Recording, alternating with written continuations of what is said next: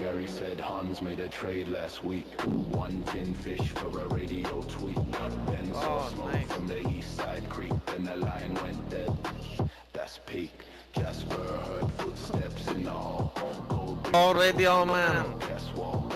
You play very nice music, yes? No one speak when the shadows call. Maybe next you play some Taylor Swift. Multiple sightings.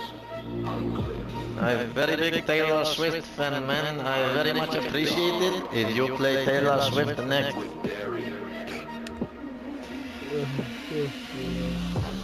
Maybe if song very good, I give you a big tip. But you know, like the appropriate tip, like money or something. No milk, no fish, no peace, no word. Radio Janara spread that word. Some say Hans never left. Some say he is the signal. Turn your dial to 87 if you dare. I don't think Radio Man wants to talk.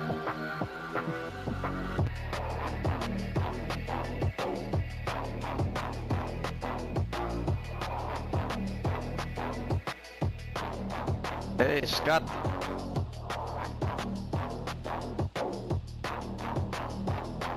What have you got, man?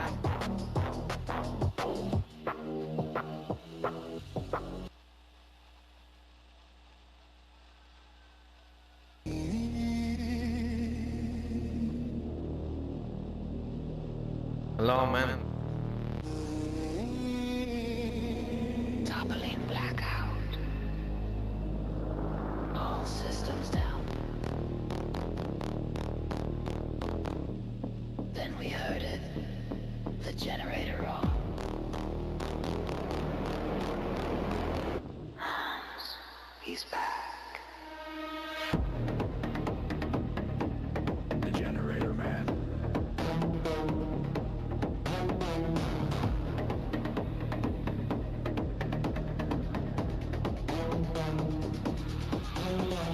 Came from the mist with a can in hand, eyes like neon boots full of sand, wise on his back, milk in the van, whisper on the air, I'm the generator man, steel in his breath, smoke on his skin, every beat pulse like a siren sin, power flicker, lights come thin, Hans is alive, let the night begin.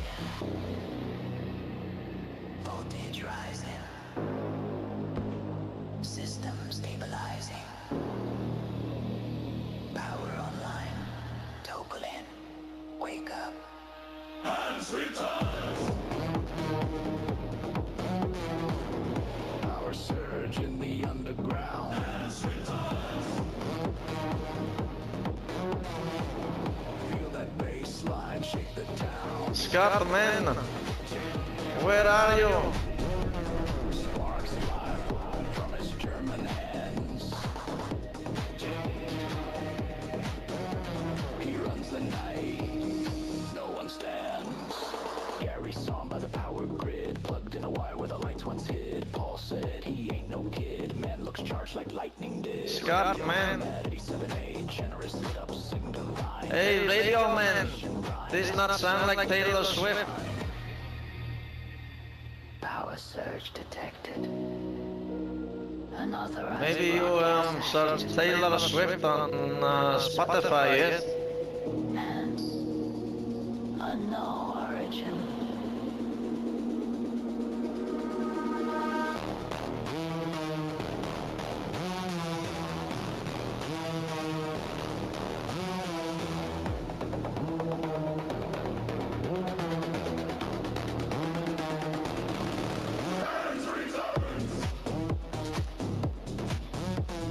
Pulse like thunder, boots like stone.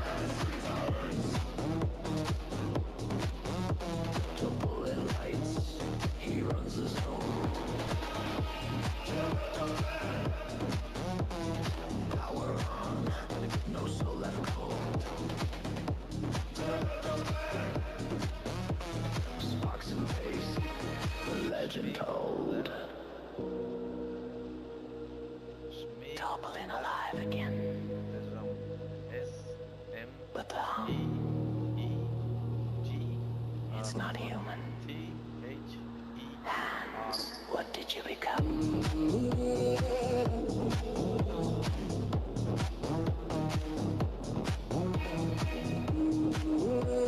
Scatman, where are you?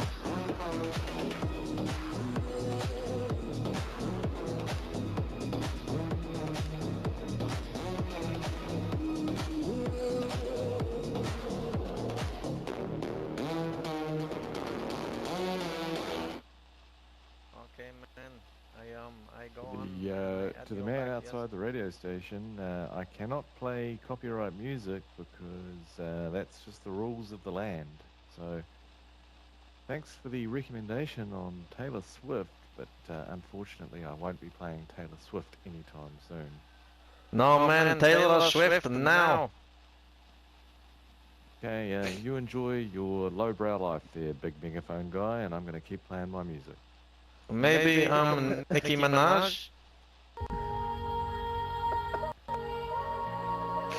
Maybe we find some kind of compromise, man.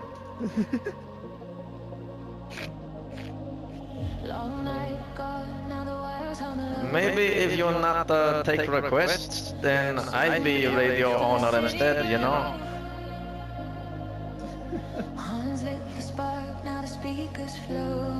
I play all copyrighted music I want then. People dance when the fires once burned. Every lost soul now return. Radio waves through the skyline turn. Topple and breeze, the tables turn. No silence left.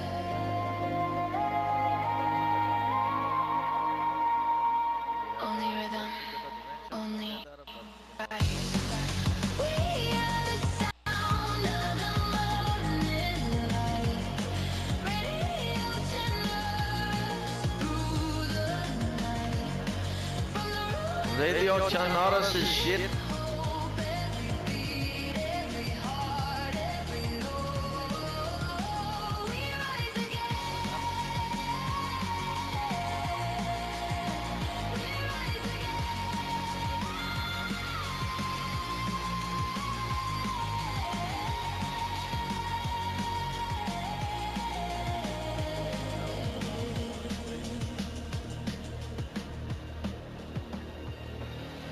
Toppling rain on the hilltop high. Speakers shaking, the stars still cry. Gary Benn, everyone side by side. Generous with the power, hands held wide. No more static, no more war. Hey, Scott, man. If you can hear me, we go to police station, yes? Generous, we restore. Yeah, This you is go the down the police signal station. Have fun. Take care now. that never All the dies. best. Don't be a dick. Transmitting unity across the line. If you can hear this, you are the resistance.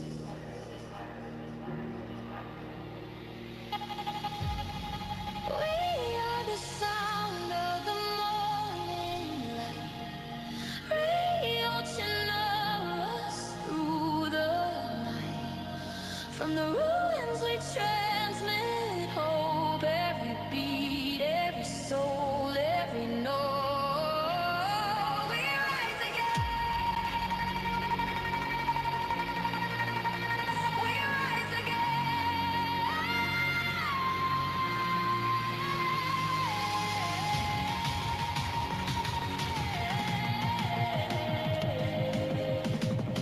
Radio Chinaras, rise again.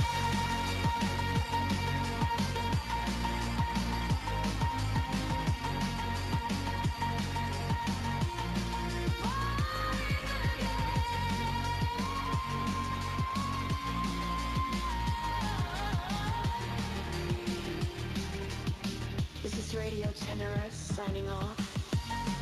For now, stay free. Stay loud. We rise again. we rise again.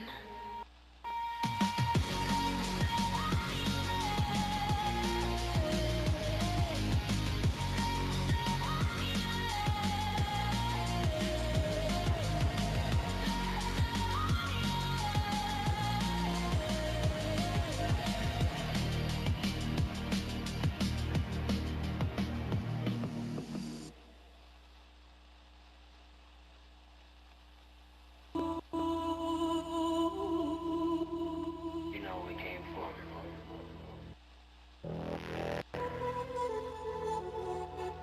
You know where it grows. From the east. From the ruins.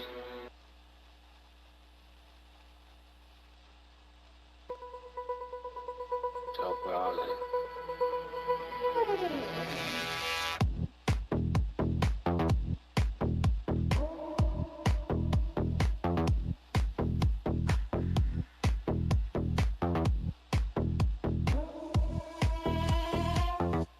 Weed from Toll Islands, roll it, light it, pass it in. Weed from Toll Islands, smoke it up, let the night begin. Weed from Toll Islands, baseline shaking through the wind. Weed from Toll Islands, Toll Islands, Toll Islands. TV belly on, you're the moonlight spin. Oh, oh, oh, oh, oh. Radio Shannara's on the air again. Bunker boys, yeah, they roll that tin. Burning green leaves at the static in. No cops, no rules, just a kicking grin. Drumline heavy like original sin. We keep it low for the wizard to me.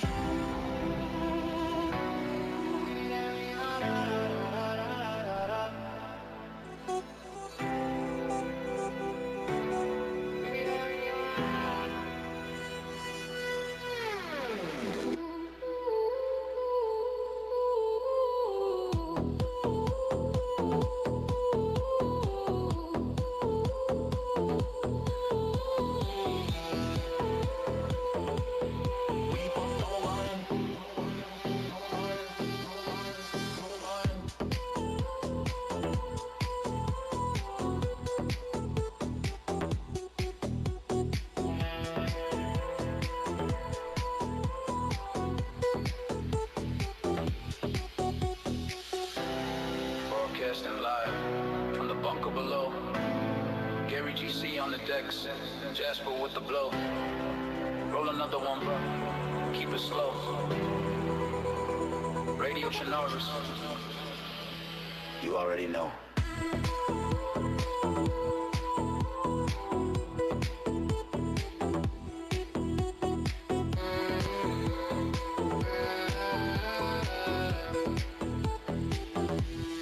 We from top of island. Yeah. We from top of island. Roll it up. We from top of island. Pass it down. We from top of island. Livonia sound.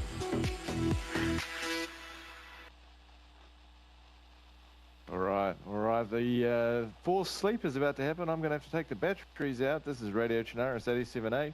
That was my little drum and bass set. After the forced wake up, it'll be CECIL with his podcast. I'm sure he's looking forward to talking to you for quite some time. So about depression. I'm Gary GC. This is Radio Chinaris, and we'll be back after the sleep.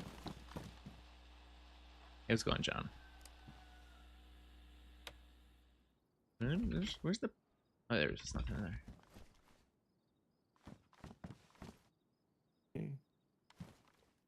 I always forget about the restart. Yeah. As soon as I see the restart, it's like, oh yeah, this is gonna go bad.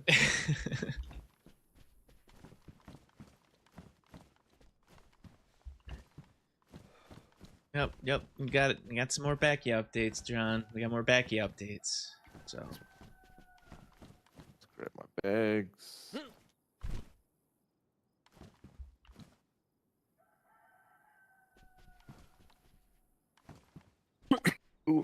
I hope that guy doesn't come back. Sorry, mate. Oh no. Yes, what's your podcast about today? Barry's in town, so. Oh yeah. Well, it's about depression, Gary.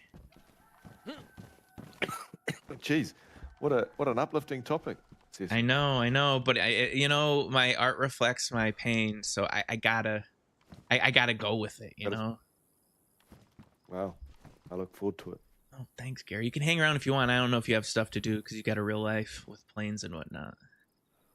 No, I'll be. I'm doing a bit of study at the moment, so I was literally just kind of making notes as I was playing music and stuff. So, hanging around and listening and stuff is good, man. Cool, man. Occasionally, I'll go up on the roof, and those guys were annoying. I kind of wanted to go outside and shoot them, but I know, man. I felt like they'd come back, part of valor. And then I wouldn't have time to actually say anything because I like me speaking on that loudspeaker just inspires people to come bother me, and I don't want him to come bother me. Yeah.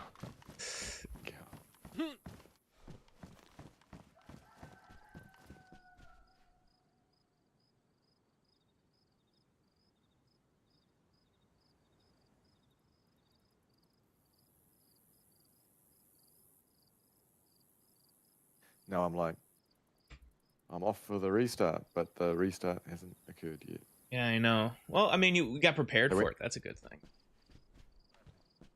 They're down at the PD. They're down at the PD anyway.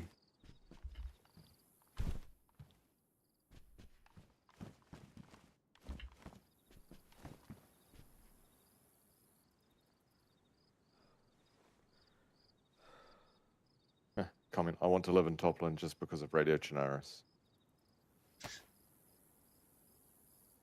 It's a good reason.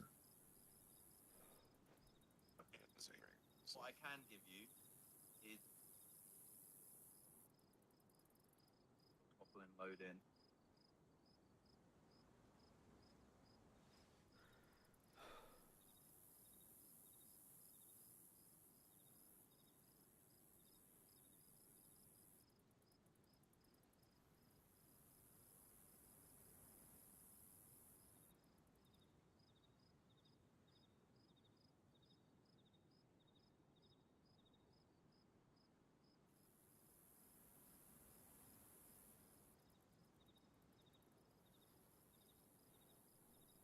What just happened? I think he VoIPed a phone call.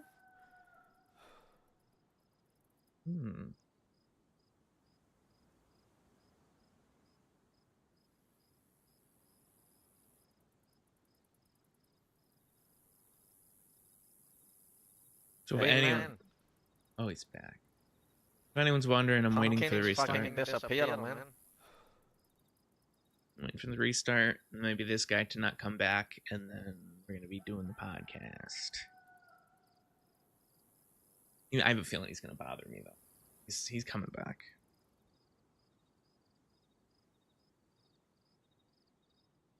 Gotta be here for the restart. Goofy's murder trial. I'll fucking do it again. But I did it. Murder. Demons, maybe. Going on, Blacks?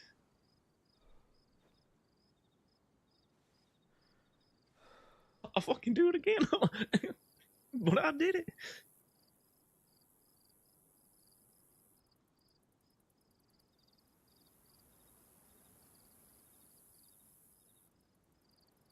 Do it for Mickey. And just Mickey's going, huh. That was pretty funny. It was fucked up, but it was pretty funny.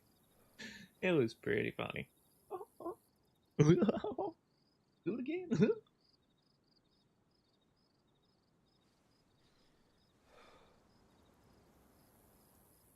Oh, the restart. Come on, restart. I got 3 minutes.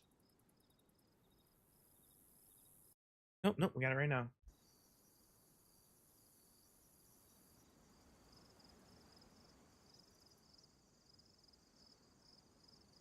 Look at that. 9 hours, huh? No kills. That's me. All right, Cecil, we now just need to spam in. What's that? Just got to hit the spam join button. Oh yeah, so that we definitely. can beat the queue.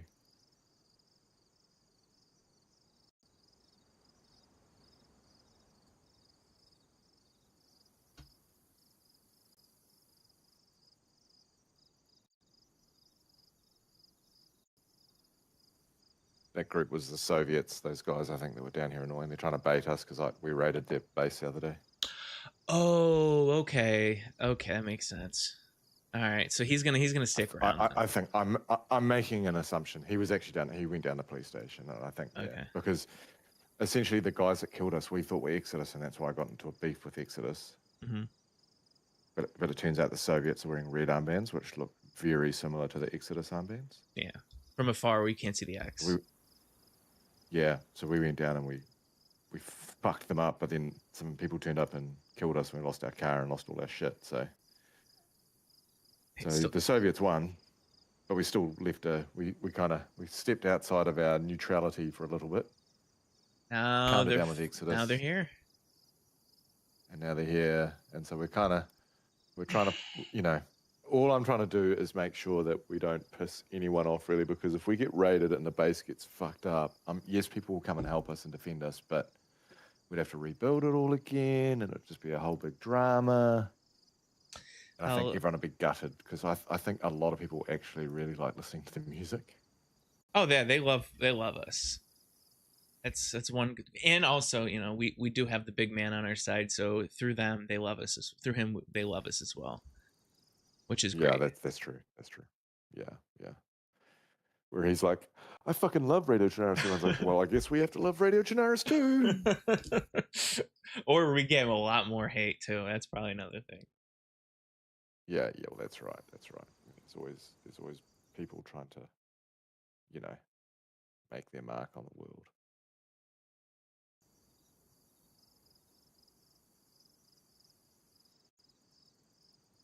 I think I might be joining. Me too.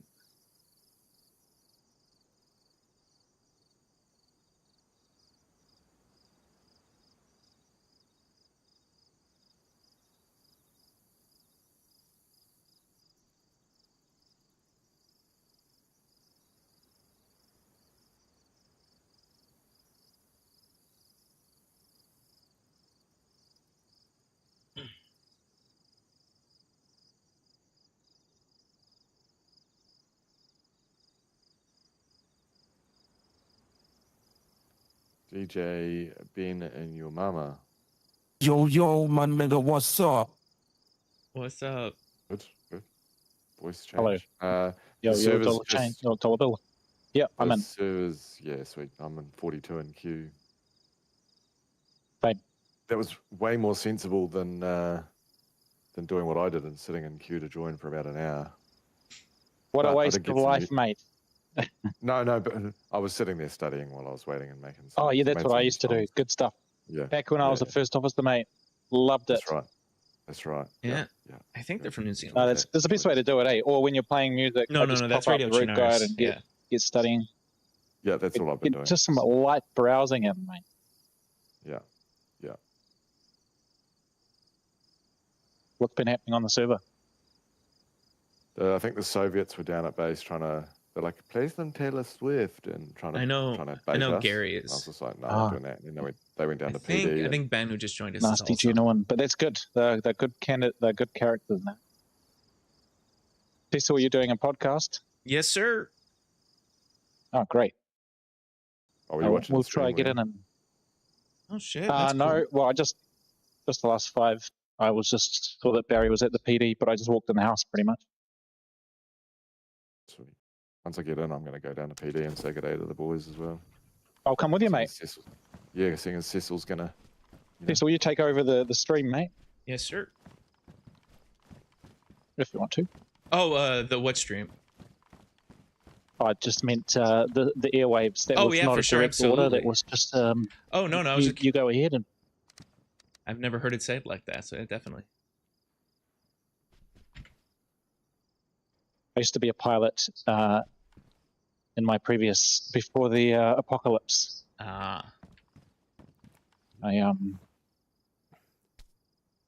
flew turboprop machines. So were you and So Gary flying sometimes them I- together? I don't know. Gary's my brother. Oh, okay. I He didn't know always that. tried to copy me and follow He's what in the, I he's did, but deep I in was the actually RP, Cecil. He's deep in the I was RP, actually- Cecil. I was actually a successful captain in a turboprop that actually I lost my medical certificate because I crashed into a building. It's in the town or in the area of Benares. I don't know if you've been to Elektrogorsk, but there's I think the wreckage is still there. It happened just during the outbreak. Oh, Jesus. I was the only survivor. We crashed into a building. Well, I'm happy you're with us, you know. Well, thanks, man. It's bringing back a bit of PTSD, so I get it. I'm waking up now. I'll Same. tell you the rest of the story another time. For sure. All right, Gary, let's go. Leroy Jenkins. Yeah. Yeah, exactly. Alright. See how long it takes to... Whoa, you guys just rubber banded all over the entire Oh, yeah. station. Big time. I think we have the highest ping in all the server just in this room. Yeah. He was talking about that. but- You're talking a game, Ben. You're talking a game. Thanks, mate. It's appreciated. I charged all the battery. You'll find that every battery in the whole base is full. Nice. I know. Yeah, I saw that. Except for this, that was me. You'd crack up, man. At yesterday, he was like, Barry was waiting for the song to finish, and he's like, it was all glitching out like it does for you, Ben, sometimes. Okay. He's like, Was this and he's after I like- left? No, this was early before you were even on. Oh, yeah. And he was like, this is the problem with having a Kiwi in the base. Like, he's pinging about 400. Yeah. Does anyone have any food? It's like a little snack. Yes. I'm running yellow. I might turn red during a podcast. That's all I'm worried about. Did anyone Yes, see yes, some ski goggles? No, they're gone, bro. I told you, they're gone. I'm just asking around. Just Thank asking you. around. They're gone. Gotta get over it, man. All right, Cecil, I look forward to listening to it. All right, man. Thank you. I'm gonna go deafen real quick. Keep an eye on the Discord chat DMs in case we get deep in this shit and Okay. I don't know, need something done. We'll send you a DM if we, need help yeah. or something. I'll have general open, and if the Russians come back, I'll undeafen. Yeah, sweet. Thanks, man. Later. It's just you and me, guys. Maybe we'll get more water first.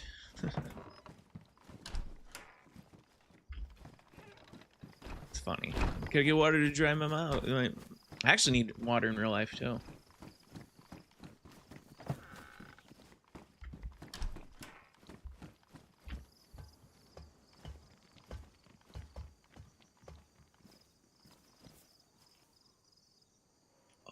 Oh, I don't think that's my blood. Is that my blood? I don't think that's my blood. I think I stole that blood. Oh, that's a good game. I don't remember what blood that is. Oh, that's a great game. Hey, yo, Radio Chinaris.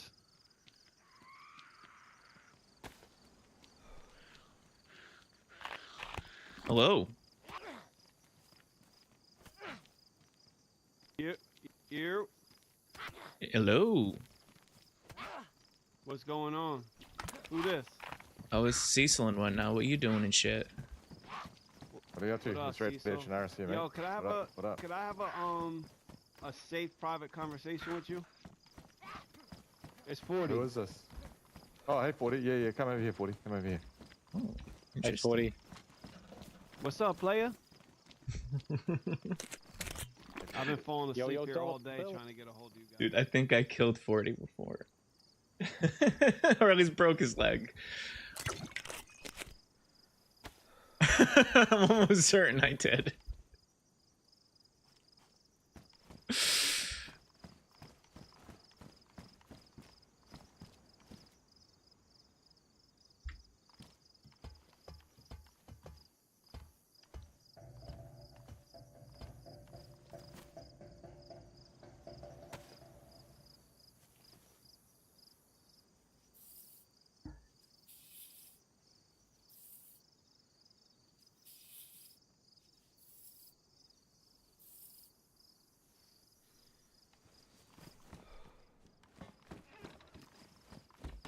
Hey man, I like your radio better this way.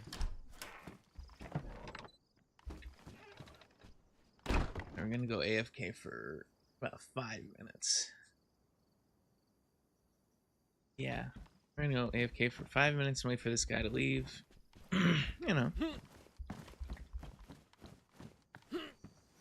I will be right back.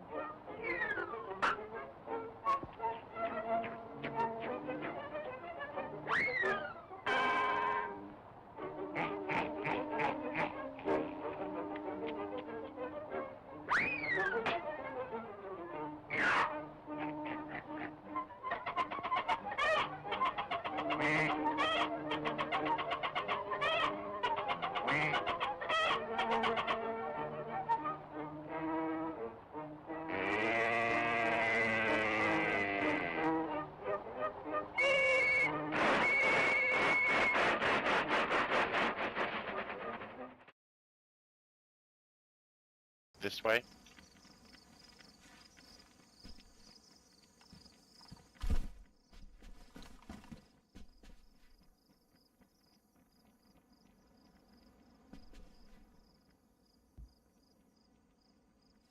Believe so. Some radio channels, is that you? Hey, what's up?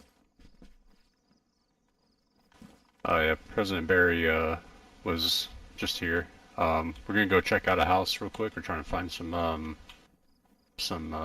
cannibals, and then we'll be back. Also, there's this Russian fella coming by. He's a real disturbance to sound. If you ever see him, you just tell him to quiet down. I'm about to do a podcast, huh? Yes, sir. Yes, sir. I will. Thank you very much. All good, Cecil. Oh, thank you.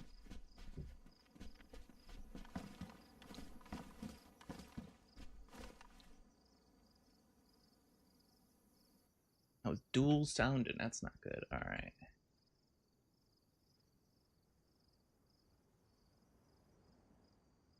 Oh, it's ready. Okay. Just to warn anyone who's watching right now. I don't know. I don't think anyone's really watching. I think it's just you, Blux. I don't really respond much during podcasts just because I for the sake of the final edit, I don't like sound overlapping. And I also get distracted with my point a lot. But I will stop here and there when I have a good break and might be able to quickly respond to someone. But in general, you know how it is, Blux. You know. Check my levels. Sound. Okay.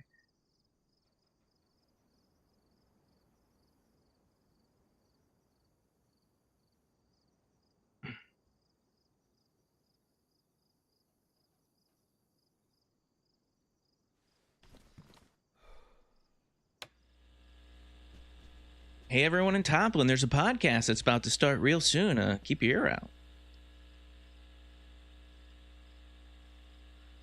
I repeat, podcast about to start real soon.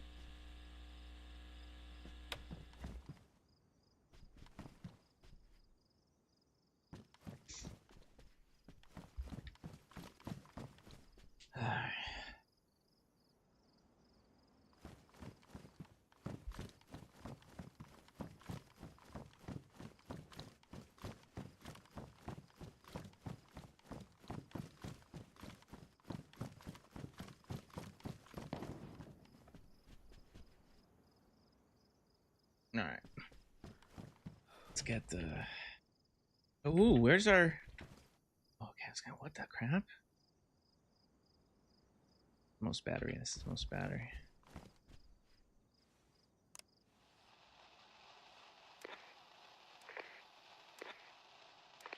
Gotta commit to the RP, okay?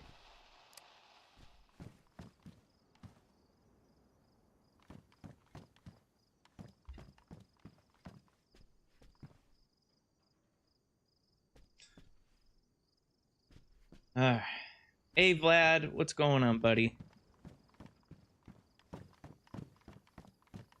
About to start doing a podcast right now. Hope you enjoy it. As I told everyone just recently, I don't really respond quickly to chat while I'm RPing the podcast, just because it does take a little attention to keeping where I am, and I'd like to keep the sound not overlapping. So for the final edit, I can get some good sound. But I will try to respond in long breaks if it's important. If not, we'll just talk afterwards. It's usually 30 minutes or so. I'm a weirdo. I take this really seriously, but it's also a joke.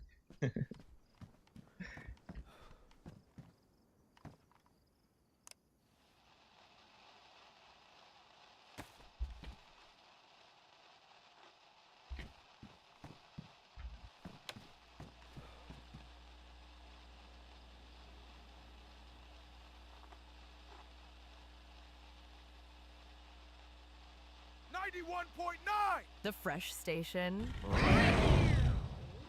Fancy. Hey everybody, this is your host Cecil. Welcome to the Champions Podcast. It's season 4, episode, I believe, 7. Holy shit, we're getting places.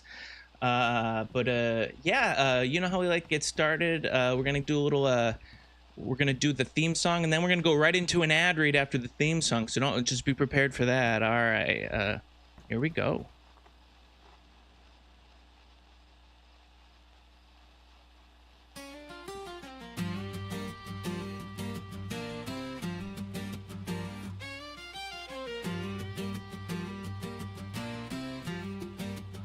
Well, it's a good old time on a good old show. Live from Radio Shinaris in Livonia. We're talking champions with your host CECIL. So sit back and enjoy the ride on the Champions Podcast.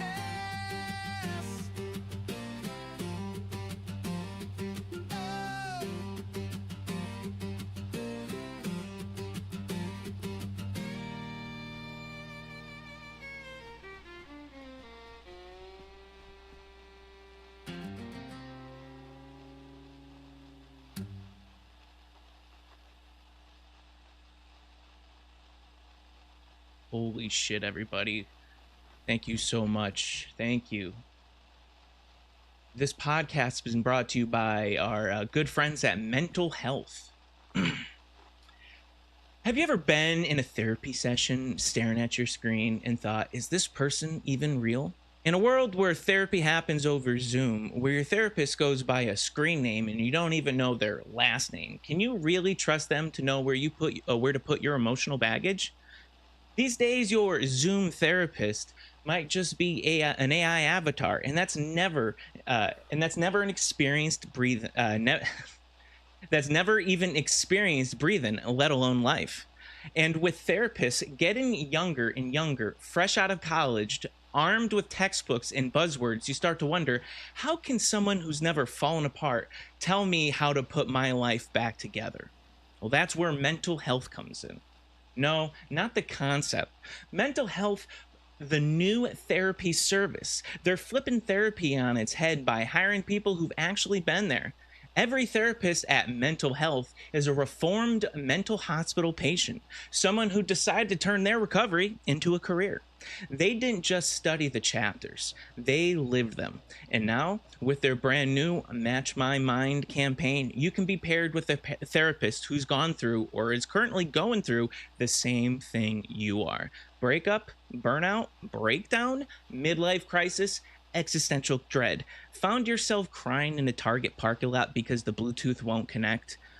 Woke up one morning and realized your dog might be the only stable relationship you ever had? Or maybe you're in a deep battle royale with the multiple personalities in your head and one of them starting to win. Whatever it is, someone at Mental Health has been in the same trench. Some of them might still be in it, but that's the kind of the point, right?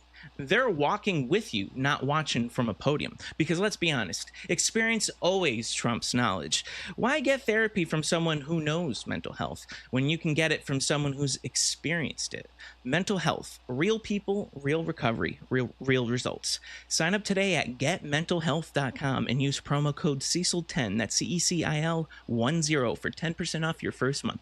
That's getmentalhealth.com, promo code CECIL10, because sometimes the best help comes from someone who's already survived the storm. Oh, that was a lot of energy to expel, guys, I gotta admit. That last ad read was quite relevant to our topic for today. Yeah, as you know from last week, and from this whole season of the podcast, I've been chasing my turkey dinner from old Becky. And if you don't know, Becky's the lady who's brought me in and introduced me to polyamory, and she kind of rejected me afterwards, and I got her back. I finally got my turkey. And if you know what a turkey dinner is, I always have to restate this. When you take a lady out, you buy her a little chicken, and in polyamory, in return, you get a little turkey dinner, if you know what I mean. And I've been waiting, and I got it, and my stomach, it's filled with this turkey dinner I've been waiting for, and but I have to admit, my heart still feels empty. I've been missing Becky for so long, and now that I got her, it's not what I expected. That dog, I feel like that dog who's been chasing that car, and along the whole way I've been chasing it, I fucked a bunch of shitty cars, and now I finally cut up to that car I've been chasing, and now I realize it's not too different from the other cars I've been screwing. All right? You know what I'm getting at? What I thought was a BMW turned out to be a Pontiac Aztec. Look it up, all right? Look it up. Did my sex life just create the premise to the next Cars movie? I don't know. I don't know. Things aren't looking great for Cecil. Not right now. I know what you're thinking. Cecil, stop being so fucking cryptic and get to the point. Okay, valid. Since Becky already has 3 other baby daddies and another boyfriend that I'm now just finding about, I'm not getting a lot of her attention anymore. I got my turkey dinner and I thought, all the attention would be on Cecil. That's not the truth, she's dating more. She is dating more people and didn't tell me, she has an extra guy. And I thought this polyamory thing was open, so I'm not really thinking she's following the rules, I'm not a jealous person, but if you hide someone from me, how can I not feel threatened? All right? How can I not feel like our relationship's at stake again? Thought it'd be easier in my way to be her primary, but I'm miles away from it, okay? And she says, "Oh, my kids are my priority." Yeah, which is wild, because I would leave Bruce for her in a heartbeat. And Bruce is my son. I'm a pet parent, okay? And if I'm willing to do that, is this even love, And she says her kids are a priority. Before all we know, she's having sex with multiple people right now. And that's fine. It's polyamory. But polyamory is supposed to be transparent. And I'd like to know about it. Jesus Christ. Okay, just put yourself in my shoes, okay? Just let's do a little reenactment in your mind. How about this? If the love of your life was getting railed by multiple suitors, would you at least want to know their names? Go shout at them. You know, no one's ever gonna be her primary, let alone her nesting partner, as long as she acts like that. Man, okay? what the fuck you talking about? Bro, my heartbreak and my search back. Dogs Nah, dude. and turkey dinner. Homeboy, have you ever had heartbreak?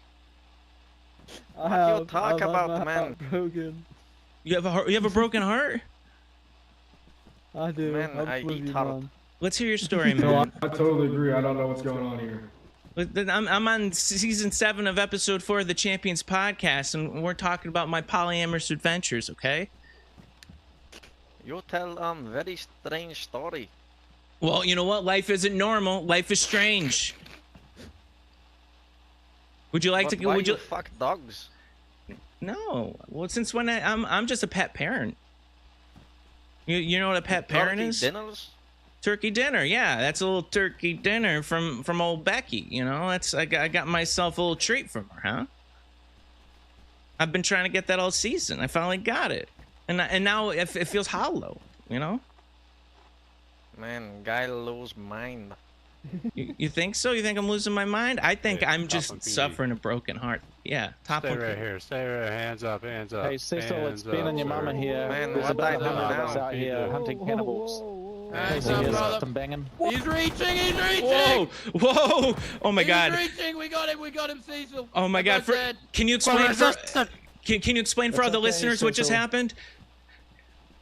Two cannibals, Justice, my we're camping friend, out the radio justice. station. We've served justice, Cecil, the cannibals are dead.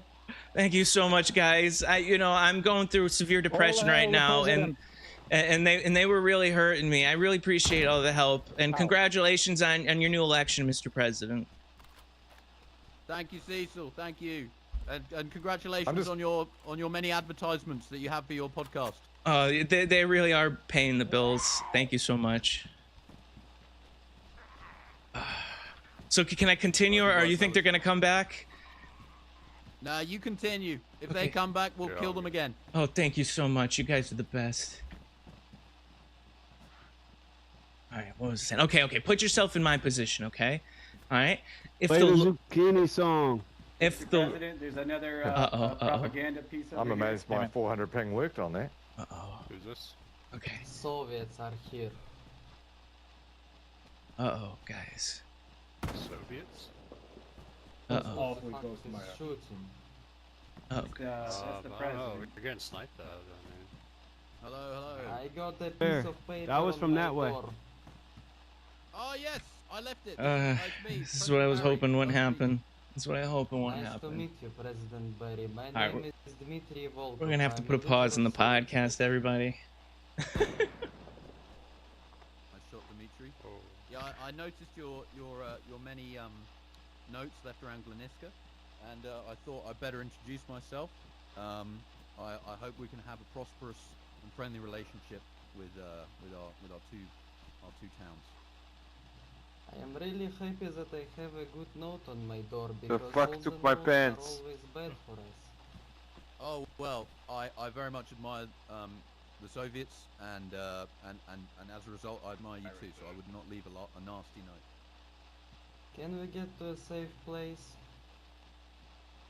We're very safe. We're surrounded by the police force. They're looking after us. I don't In think fact, that's safe enough. According what enemies we have. Okay, let's get inside. Come on, Dimitri. Can I have that vest?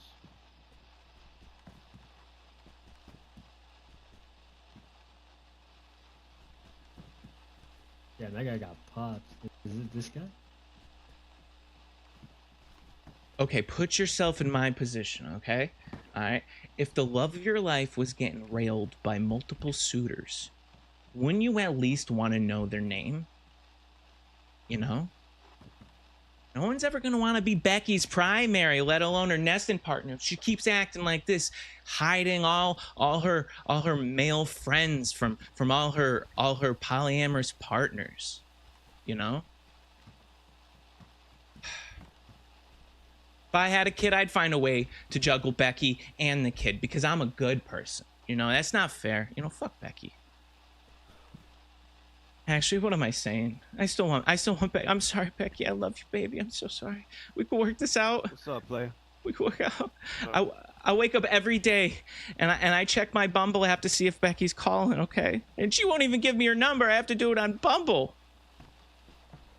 It's becoming a problem, man. I don't care about anything anymore. My dog eats everything. I don't fucking care. I have so many entertaining stories to share about old Bruce, and you guys have been begging for more. I don't want to tell those stories, guys. I just want to sleep, you know? I think I'm depressed. I think I might be depressed, guys. I don't know if anyone here's ever experienced depression. But I have a dictionary, and depression, it says that depression is a serious, long-lasting mood disorder where you feel persistently sad, empty, or hopeless and lose interest in activities you once enjoyed. Guys, that is explaining me. Affecting your ability to function in daily life. It's more than just a temporary bad mood. It involves a range of symptoms like changes in sleep and appetite, low energy, difficulty concentrating, feelings of worthlessness, and sometimes thoughts of death or suicide. Guys, F11 is on my speed dial right now, if you don't know, all right? As long as Becky's not texting me back, there's always a way out. Depression is a medical illness caused by a combination of biological, psychological, and social factors, and it requires treatment, often including therapy, medication, and lifestyle changes to manage symptoms. Okay, guys? I'm going to be stuck for a while when this whole depressing thing. That lifestyle change, that's a tough one. The only way, I have to stop being polyamorous, and I can't do that. Polyamory is supposed to cure my depression, all right?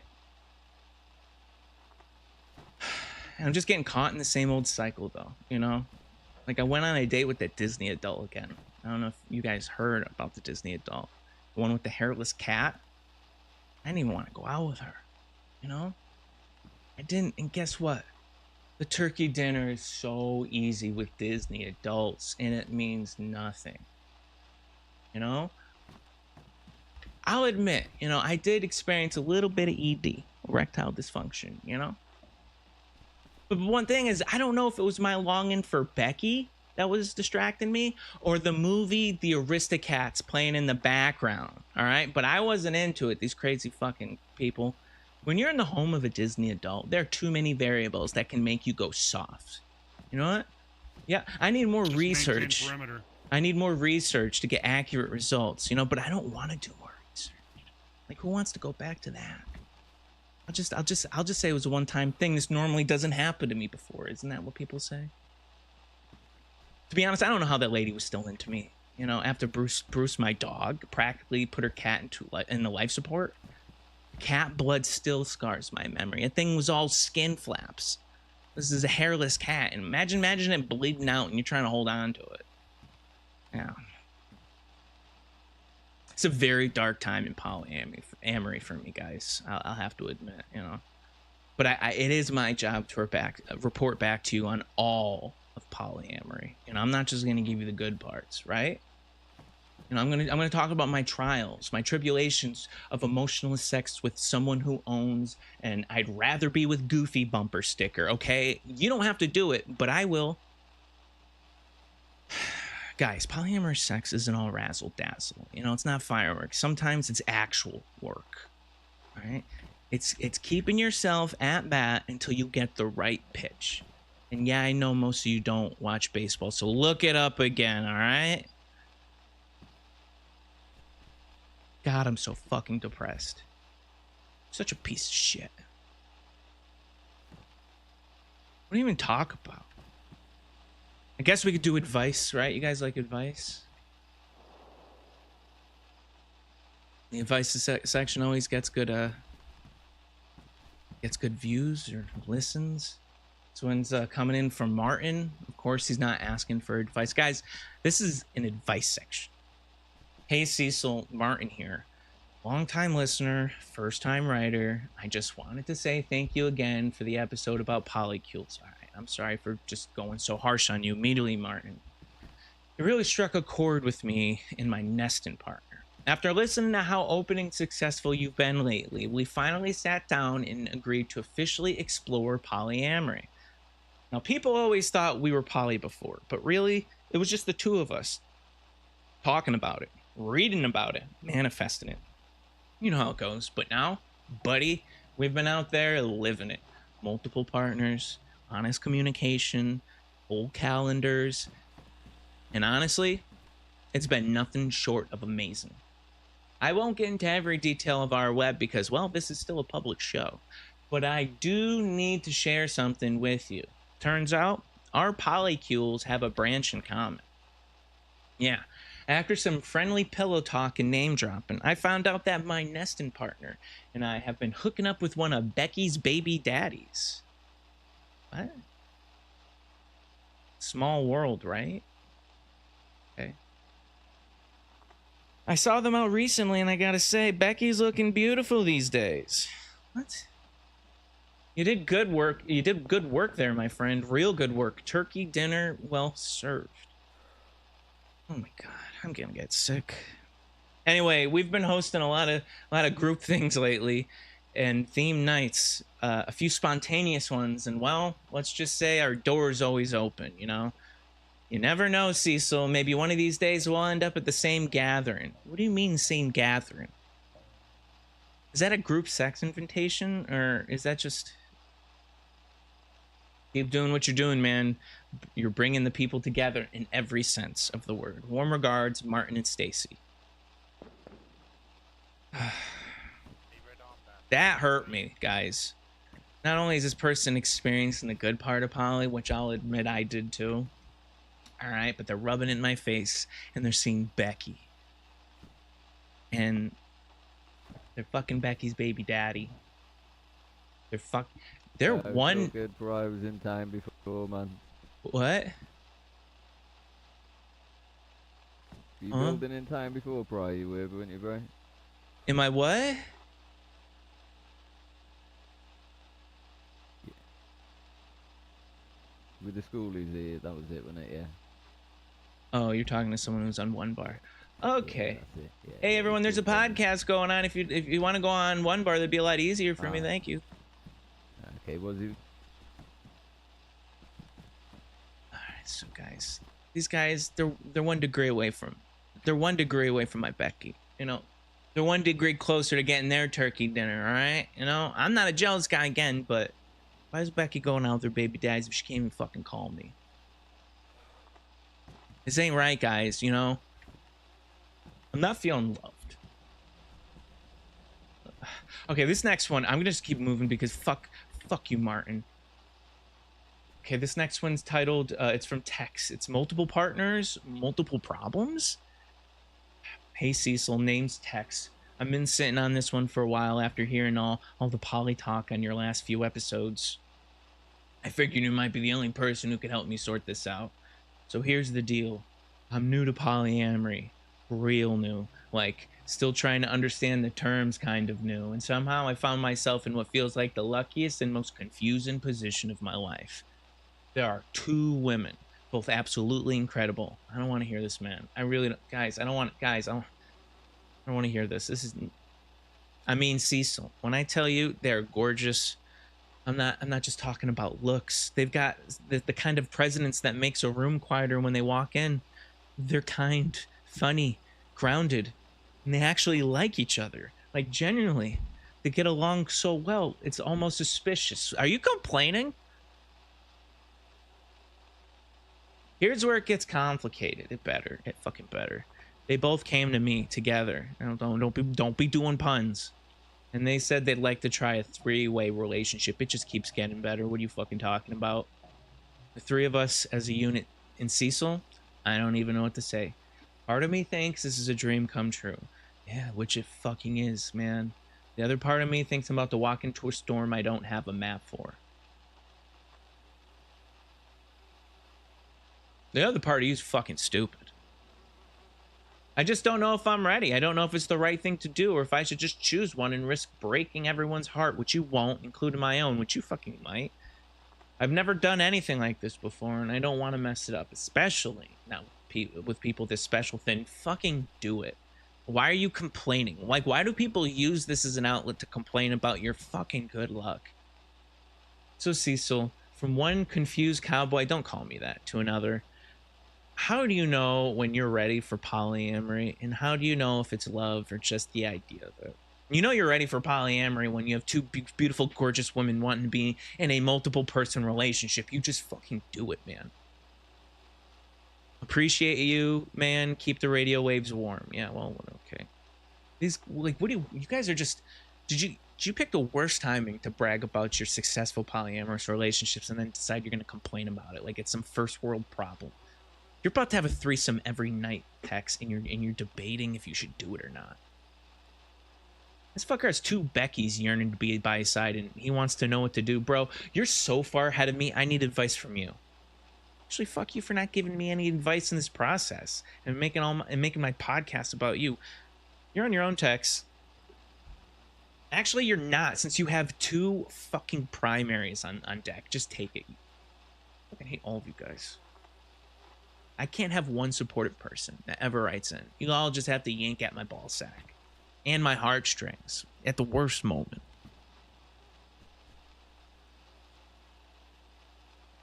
Oh, great. This last one. I didn't fucking vet this one either.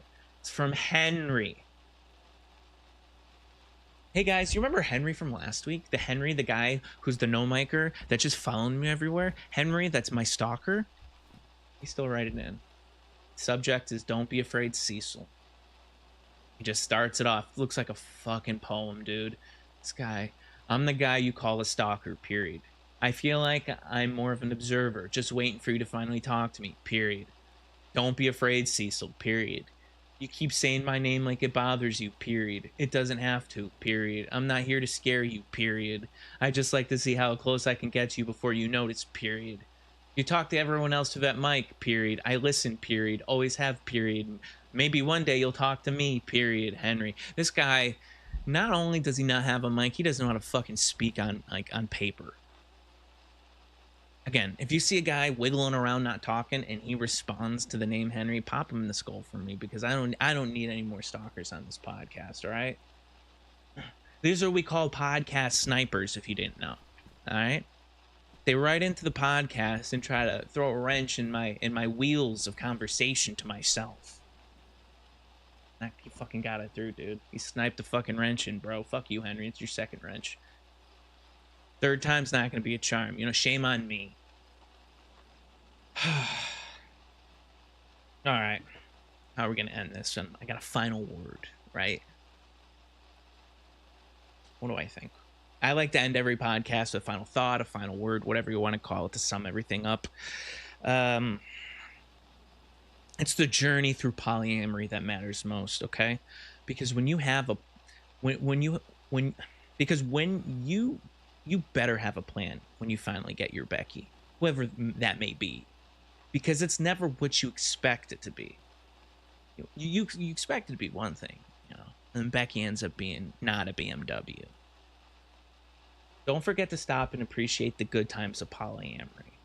You know, the times of getting catfished or ruining someone's marriage, you know, learn not to take meaningless sex with people you resent for granted because they're just a flash in the pan, you know, and if you don't pay attention, you might not see the light, all right? I think I just paraphrased Ferris Bueller, but fuck me, right? That's probably the least original thing I've ever said in this podcast, so give me a break.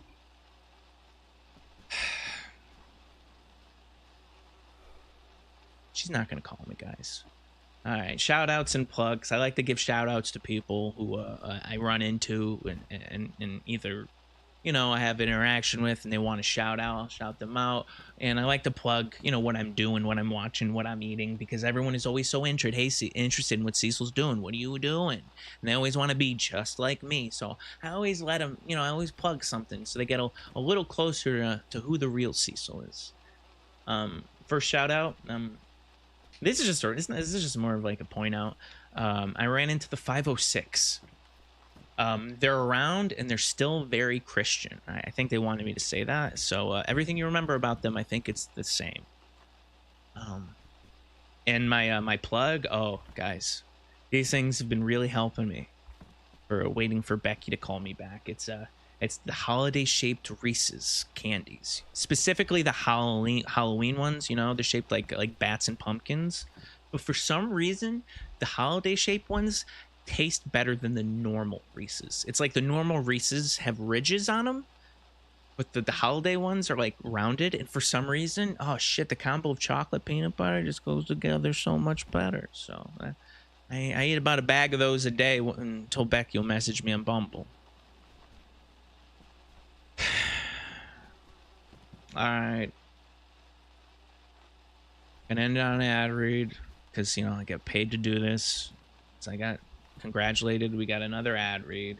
My ad reads, and we got another one from the original J-Rob protein. You guys don't know about J-Rob protein. It's the best tasting protein on the planet, okay?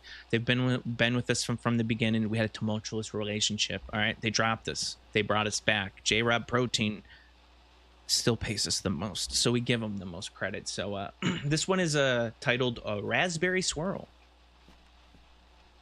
Ever wish you could feel like your younger self again? The version of you that had the energy to spare, confidence to burn, and the curiosity to chase life and love wherever it took you. That's exactly what J-Rob's Raspberry Swirl protein is for. One scoop gives you 20 grams of protein, powering your muscles, your energy, your confidence, so you can show up fully in life, in adventures, and in loving women so much older than you. Here's the thing. Love doesn't always stick to your age group. Sometimes the person who lights you up is someone with experience, someone who's lived, someone who knows themselves sexually and maybe even the world a little better. They've got stories, wisdom, and a heart that's still open. And now, thanks to a little extra energy from Raspberry Swirl, you've got the strength, the stamina, and the spark to meet and perform with them all night long. Raspberry Swirl helps you show up in life, running errands, hitting the gym, chasing your own goals, and maybe even sharing those adventures with someone who's a little ahead in life. You're not just lifting weights, you're lifting moments, experiences, and connections. Every scoop is like a little boost towards having more sexual encounters with a different elderly woman every night. So grab your shaker, mix it up, and let J-Rob help you feel younger, move stronger, and keep the party going, allowing you to have the time of your life with someone at the end of theirs. And here's the deal. Head over to jrob.com/CECIL. That's jrob.com/CECL and use promo code CECIL20 to get 20% off your first order. That's jrob.com/CECIL, promo code CECIL20 for your chance to open your heart to an elderly woman of your dreams every night. J-Rob Protein Raspberry Swirl. 20 grams of protein, endless energy, and the vitality to meet life in love head on. Okay, everybody. I'm going to get the fuck out of here. I'm going to go eat some more of those Reese's candies and, you know, just live life. Or maybe she'll message me. You want more?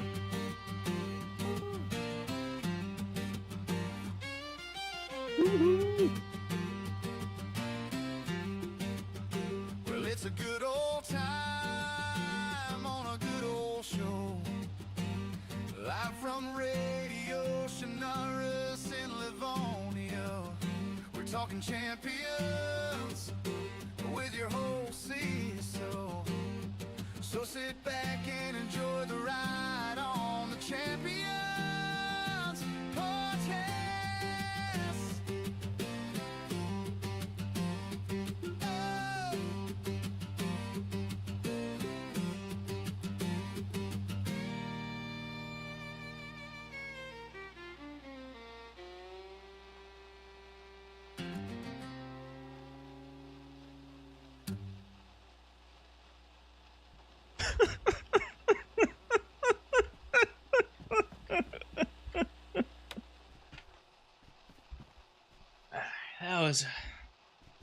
That was a rough one to get through, I tell you. I wonder how long that was. I hope that was longer than 30 minutes. Great show. Love from the city pub. What's going on, Jam? Thanks, man. Nice to see you again. Hey, Vlad, it's nice to see you. It's so cool. Mr. Hyde, it's nice seeing you again, bud. Here, let me turn chat back on. Yeah, yep. That was this week's podcast.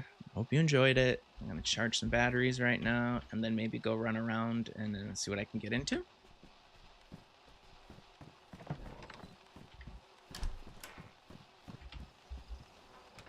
Oh, Jesus Christ.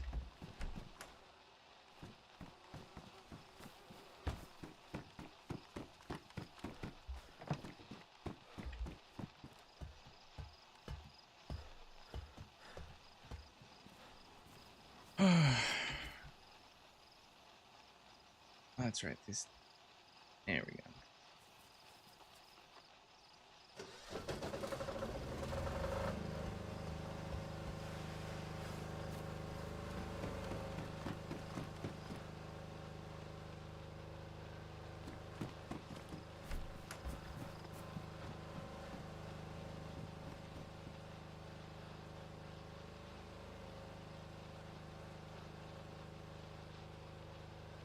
Oh, I don't. To be fair, Mr. Hides, I don't know how meta he likes to be. To be fair, so.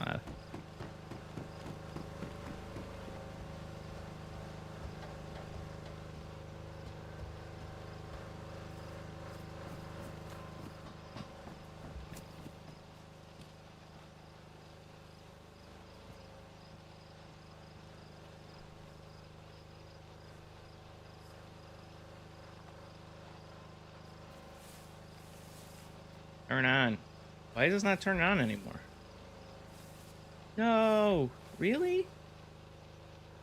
All right. Doesn't want to turn on anymore.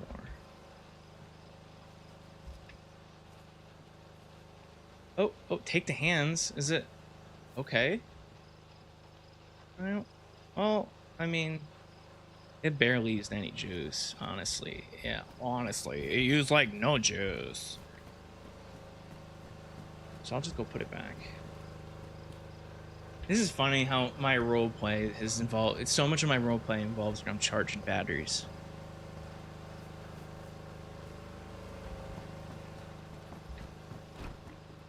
Yo, bro, I love your stream. Let's sometimes play together, share tips and ideas. Let's connect on Discord, crew. Oh my god. Are you serious? We can connect, Hero Crews? Hold on, let's check you out real quick, Mr. Cruz. Mr. Cruz.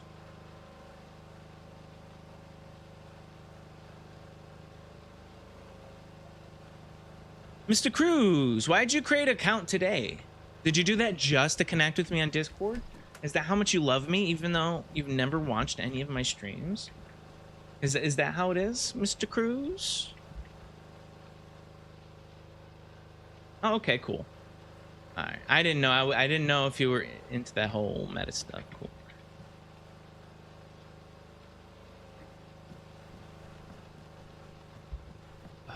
I was very thankful to the people who killed the people interrupting the podcast. Oh yeah. Also, I mean, I guess since he responded to it, follow Jam Sleazy, everybody, if you're watching. He's apparently right. He streams. Gotta do that.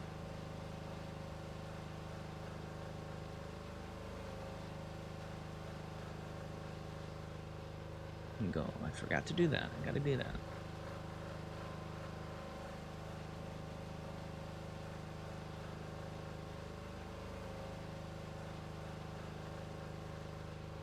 Subscribe. That's the word. That's the word you want to use on YouTube, is subscribe.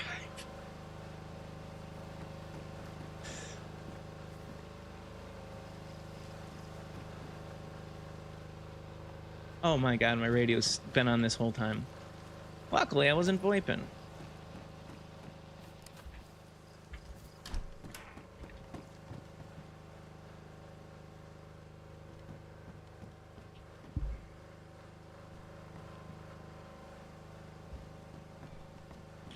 All right, I'm gonna go grab some water, and then we're gonna go hit the town, huh? Get killed, most likely. That'll be fun.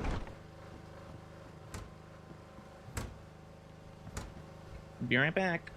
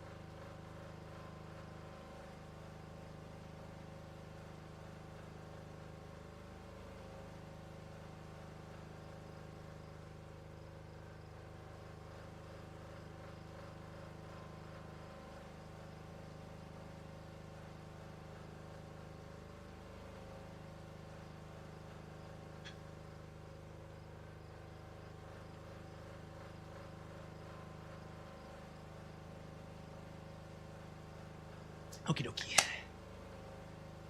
Oh. I don't have a camera on today. No one's asked yet, but people might. I don't know. I think I'm in a no camera phase. I'm a lot more. I pay a lot more attention. I don't have a camera on me. I'm just more engaging, so I think I'm gonna sparingly use it until I don't know. I'll cut back to it, but for now.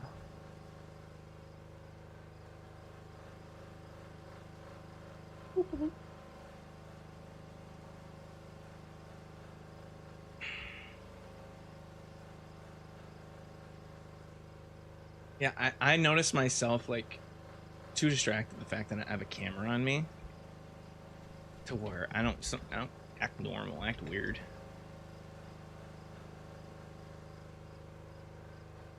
Oh yeah, I gotta get my screenshot for the thumbnail.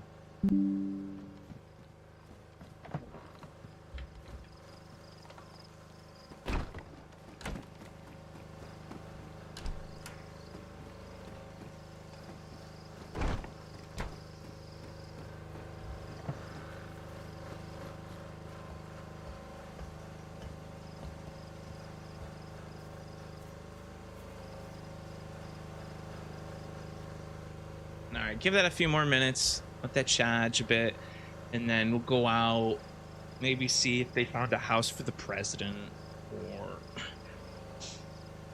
head east. I always just go east and see what I can run into.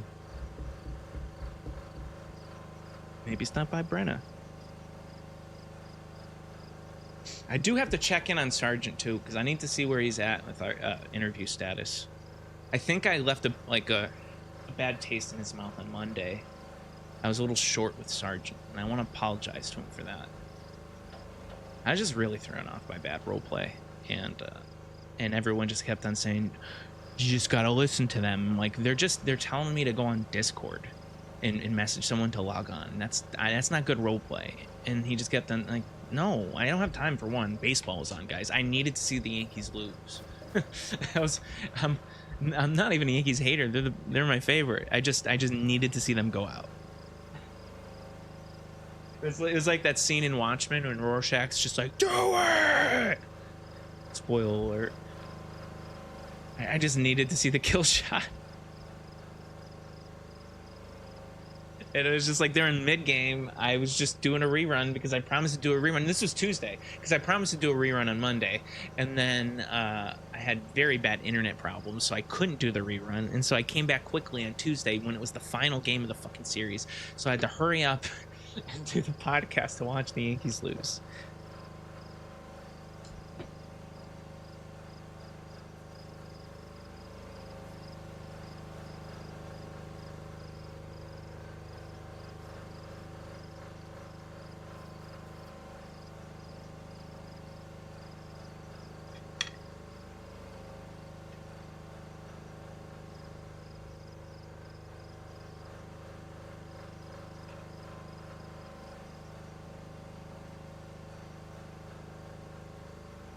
I need to also check the codec on which I'm streaming on YouTube, because I've really upped my bitrate like to a substantial amount.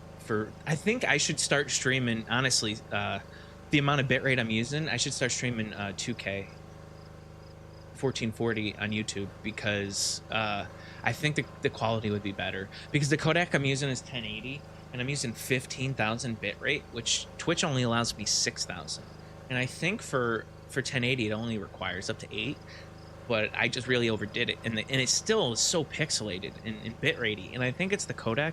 So I think I just might move up to a 2K codec, and it'll maybe help with the pixels, because I just want a better stream, and I don't care, you know, I have the internet to stream 2K, I don't care, and 1080.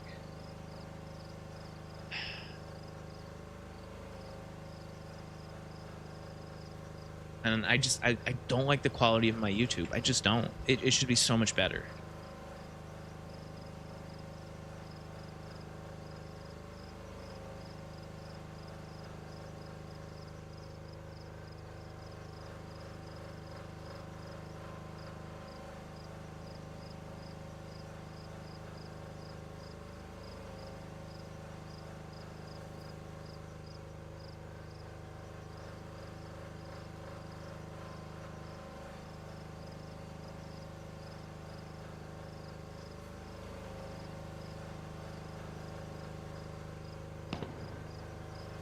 Uh-oh. Uh-oh. What's going on?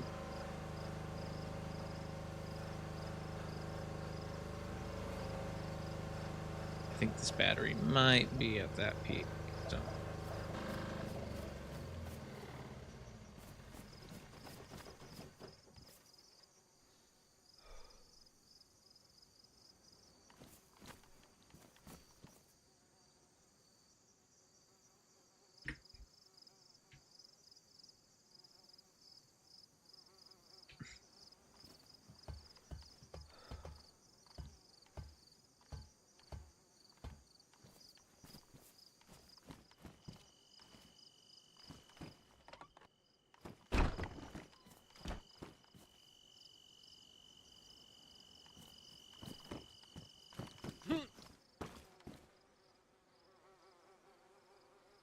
Alright, let me see. What do I need for supply? So let's put this back inside. Let's just do this for them. Just in case.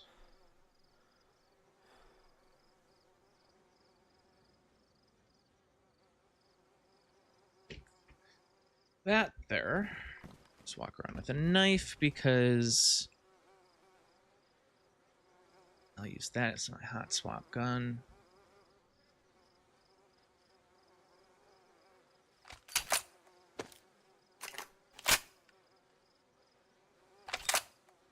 Oh, that's my only ammo for that. Good.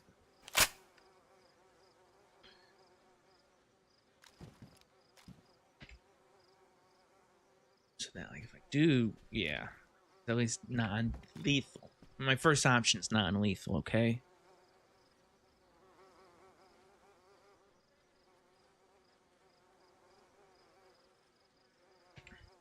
I have a light. I don't have sun. I have glasses. Okay. We're gonna go out. We're just gonna go to the police station, go check on Sergeant, which he hasn't showed up, and I heard Corporal, one of the corporals out there, and Sergeant would be around if the corporals run around with Barry. So I'm just gonna go check the police station and see if old Sergeant filled out the pre-interview for the podcast episode. Who knows if he has? I may have hurt his feelings. I need to mend it. You know, it's my fault.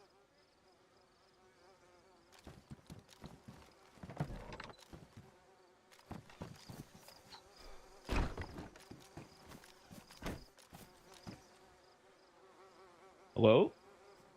Here's something up there.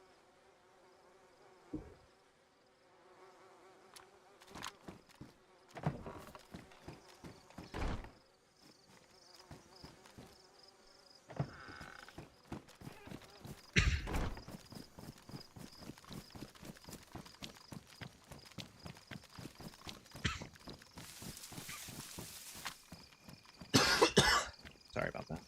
Should have muted.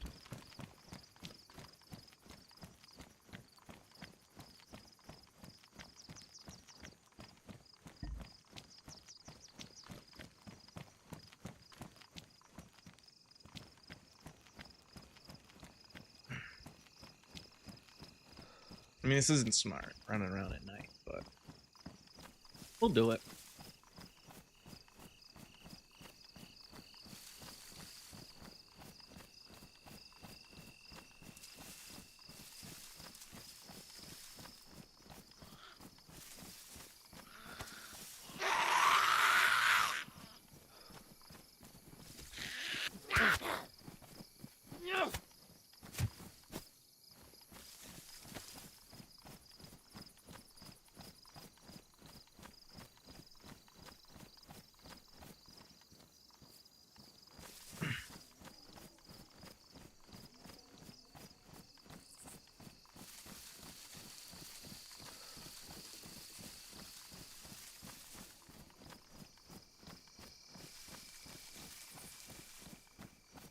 There it is.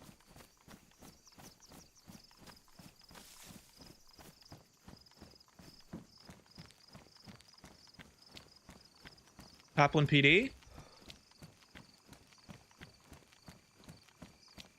Hello, Toplin PD?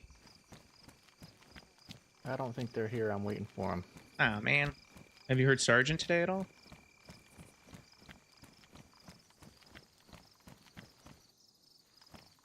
I just woke up not too long ago. I'm not Oh, okay. sure. Sin. Yeah, I'm I've been hoping around for so. a bit. Who- I've been who's heard. this? This is Cecil. Oh, hi, Cecil. My name's Black. Hi, Black. All right. Well, if anyone comes around, can you just mention I stopped by and if you're here?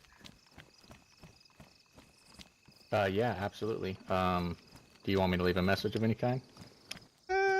Yeah, I was just checking to see Sergeant status. I gave him pre-interview for our interview on my podcast, and I was wondering if he filled it out. Oh, okay. Are you the radio guy? Yeah, I got a podcast. Okay, I think I went by your place by the fire station. Yeah. Yeah, I went by there the other day. You weren't there, but You just woke up. I just got done with a very, very enthralling podcast about depression. Oh, no way. I probably could have used to listen to that one. Yeah, don't worry. There will be reruns. I post reruns during the week, so it'll be there. Okay, groovy. Yeah.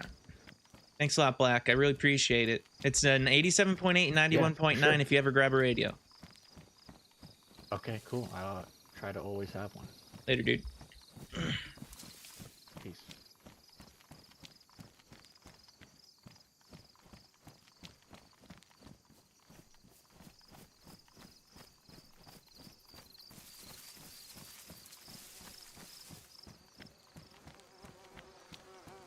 Crackhead, huh?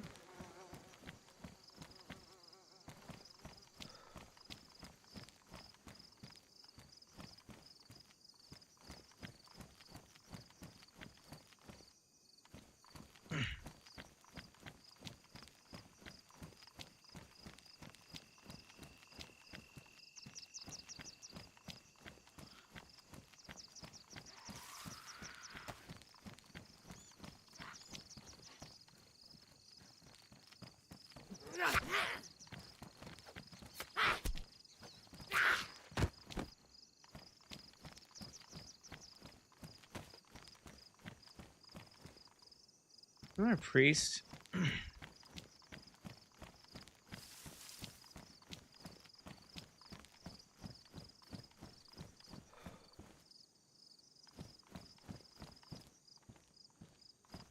You're a priest on the hill or something? I want to go talk to the priest.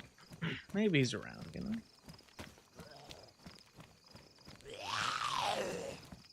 I've experienced all of Topham. It seems like everyone's new. It's a good thing, you know? We got population in Toplin now. Apparently people really wanted one and no one ever really took it seriously. And this wife, I mean, everyone's moving.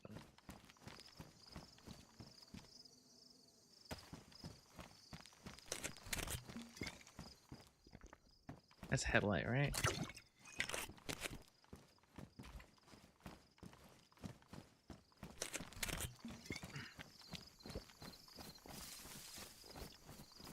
Toplin, Livonia, Radio Chinaris. Dude, that music early on, if anyone was here watching, me and Gary were just jamming out to some of his new music he made, and I'm telling you, that dude makes some catchy shit. First, like, 15 minutes, we were just fucking sitting there, like, broadcasting his music, and god damn it. That's some good stuff.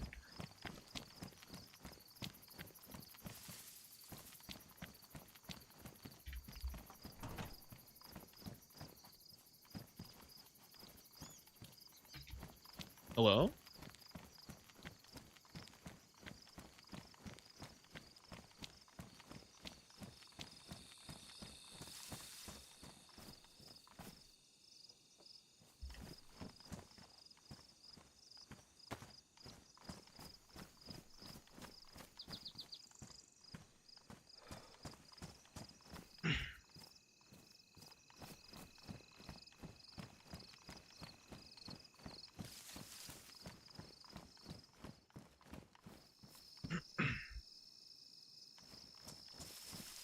I need to keep an eye out for a new pair of shoes. Hello?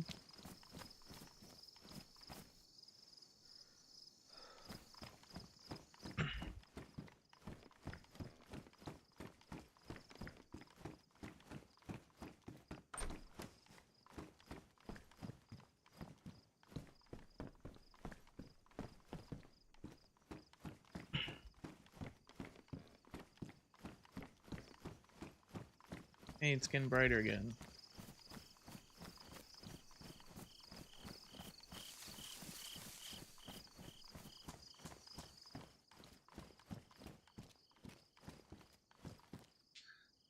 I was watching a lot of Halloween Massacre recently, and I played that last year and had a lot of fun. Apparently, that was a shitty Halloween Massacre last year, and I didn't know it. It was a boring Halloween Massacre with nothing new and nothing special. And this year, I have so much. I mean, I could see what Green Hell has been working on for the whole fucking year. And the thing is, Halloween Massacre is just on for like 6-7 weeks or something, like, and that's it. You can like cut someone up while they're still alive and eat their body, and every time you cut a piece off them, they're chunked. You eventually, and then you can tear people's and disembowel their body, tear it apart, and then wear it as a backpack. It's just like, and then you can just wear their body as a suit. It's like, what the fuck? And that's just freshy stuff, so. And they added more to the mission. I think a different part of the mission this time. A flamethrower. I saw someone looking for a flamethrower all day. Hello? Hello? Anybody in home? Father? Alright. It's the weekend. It's not that late. I think he's American. Well, again, it's the weekend. People do shit. Do I have room for that chicken? Yeah, in my pan.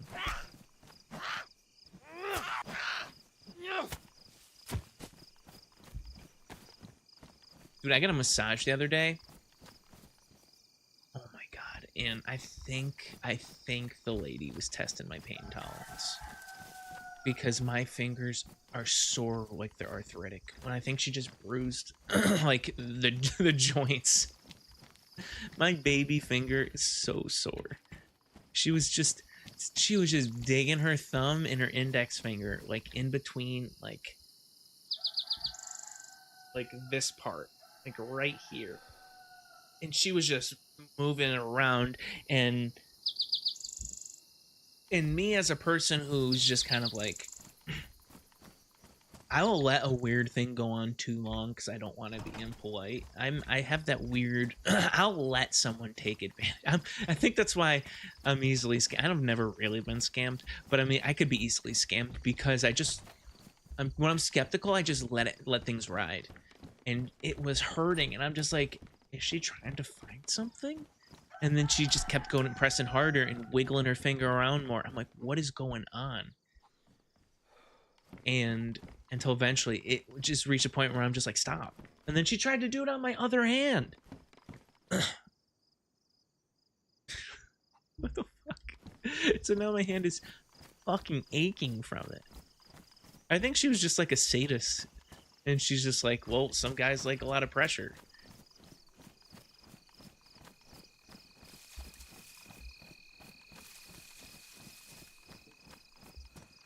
Because I'm all for like in a massage going, do more pressure, and then like being bruised afterward. I'm okay with that. Oh hey, what's going on?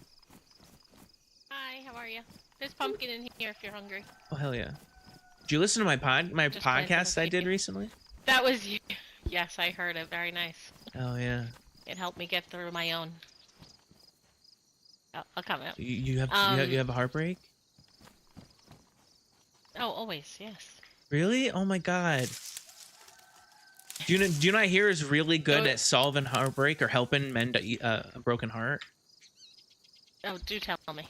A polyamorous relationship, because then you just fall back on someone else. Okay, that makes sense. I was wondering where I could find a backpack, because you find them on like a zombie or any special houses. Houses and zombies. Okay. Yeah, right, I'm gonna go travel, see if I find one. Yeah, man, you could probably find one over in that direction. Like in the industrial areas, there's usually a lot of weird backpacks. You can probably at least get a shoulder strap backpack there. Okay, cool. Thank you for the podcast. See you later. Yeah.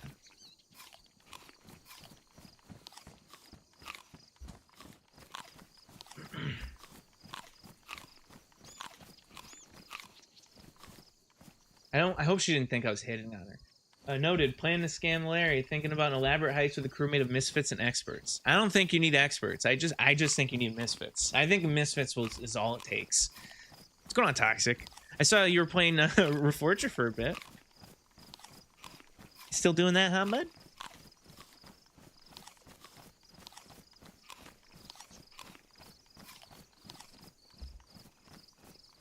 Is the new map pretty ballin' still? Damage, I'm good with damage. I'll last another few miles. They're working boots. Oh yeah. Let me put a pumpkin in there. That's a new song, by the way. Let me put a pumpkin in there. Let me put a pumpkin in there. Still got weed. Oh shit.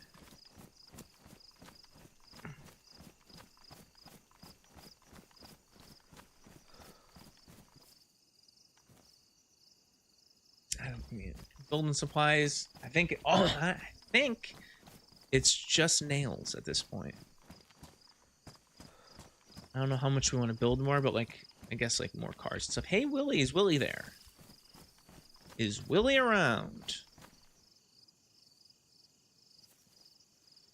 All right, Cecil's here looking for you. Just to say hi, not like you're on my shit list.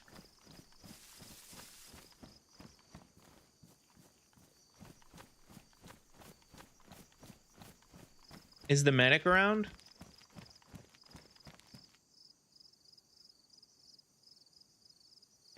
I think everyone's following Barry. I just think that's what's happening.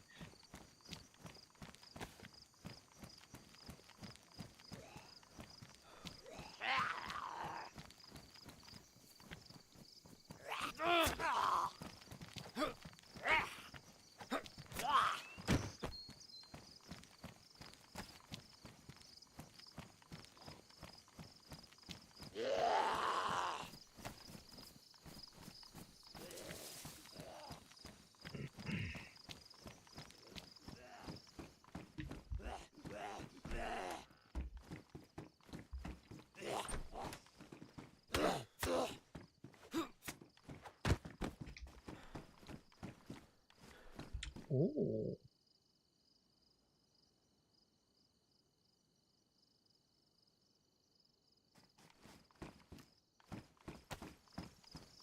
My pinkies. Wicked. She did my game in hand, dude. I was at a comedy show yesterday and I was holding the mic and I didn't realize how like sore my hands were until I had to hold the mic and it was just like shaking. And then when I got off stage, I always have my phone up on stage just to have like holding count of how long I've been up there, so I could keep track. And I dropped my phone like immediately because my hand was just so weak. I'm like, what is wrong with me? Is this what cancer's like?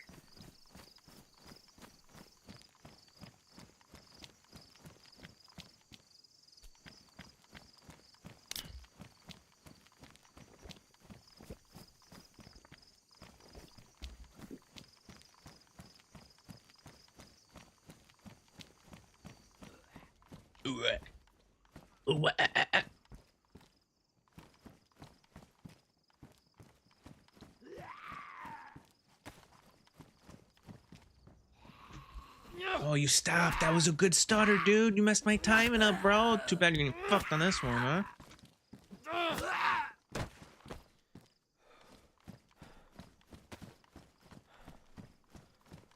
I'm honest. I'm gonna be honest with you guys. I've been not playing a lot of DayZ.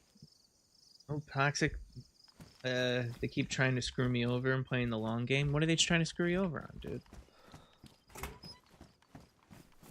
Bucks, who are they, for one? Are you blaming me?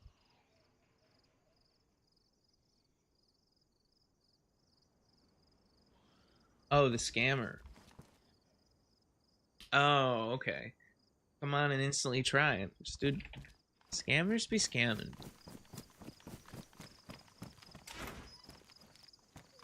And you know what? I think I get it from my mom because, like, I'm so skeptical of everybody. I don't think there's a way to scam me at the moment because of how intense it is right now, and I'm just aware. But if you catch me in the right moment, I will just let you walk all over me, especially if I'm tired. For the most part, it's hard now. But I think I get that not gullibility, but just ability to see where things go from my mom. Just recently, she had one of those incidents where she found herself at a bank going, I need to take out all my money. This person on the phone says the government's trying to take it, and I need to send them the money so they could. I'm like, that happened to my mom, and my mom is not that dumb. It's just like, Jesus Christ. And then she realized it was a scam when they made her go to a second ATM, to a different bank, because I don't know, for some reason her bank wasn't open or something, so she had to go to a different bank, and they really harped on how important it was to take out her bank because her bank was after her. And so now they're changing their story, and she's like, wait. And I'm like, Mom, it took that to make you go get skeptical? I was like, all right, I guess. She was about to give them their money, and then they just did a Hail Mary and was like, actually go to a different bank. And then she finally read through their bullshit.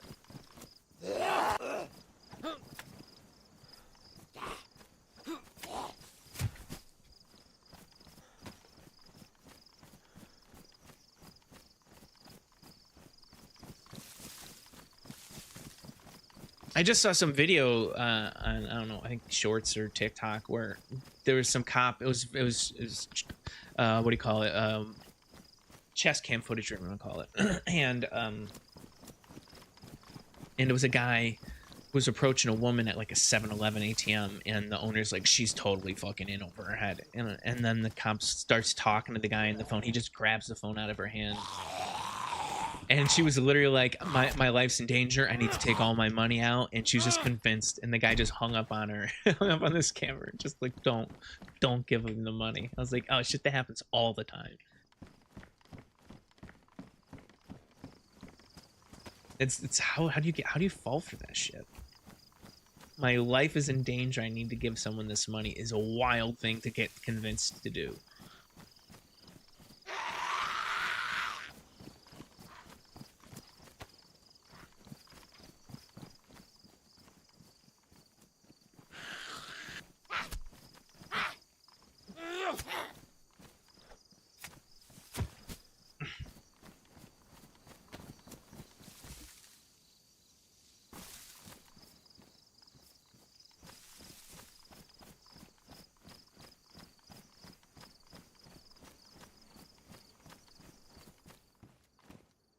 So many batteries.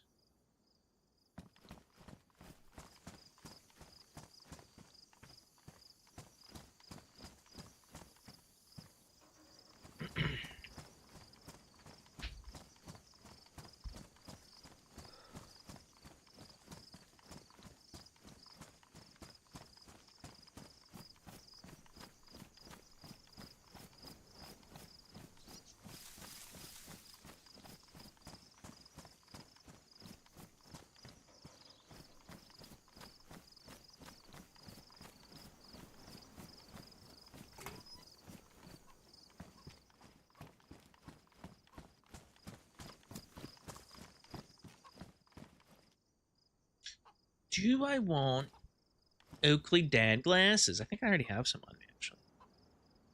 No, I don't.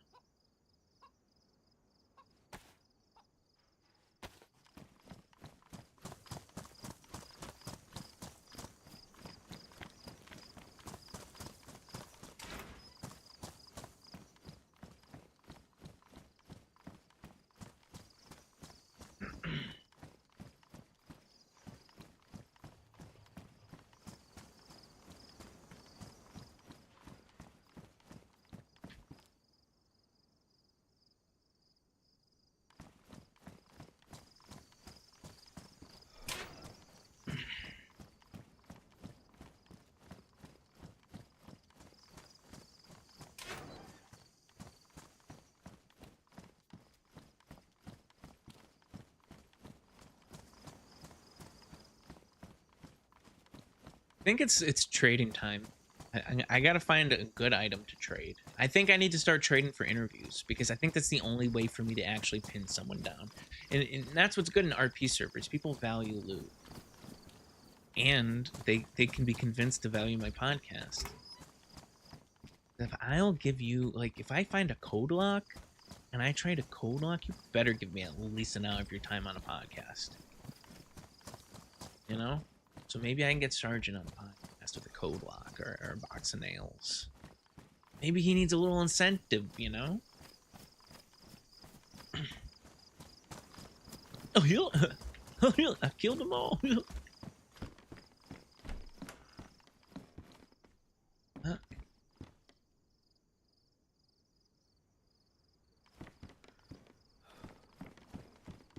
Ooh. But I get two options now.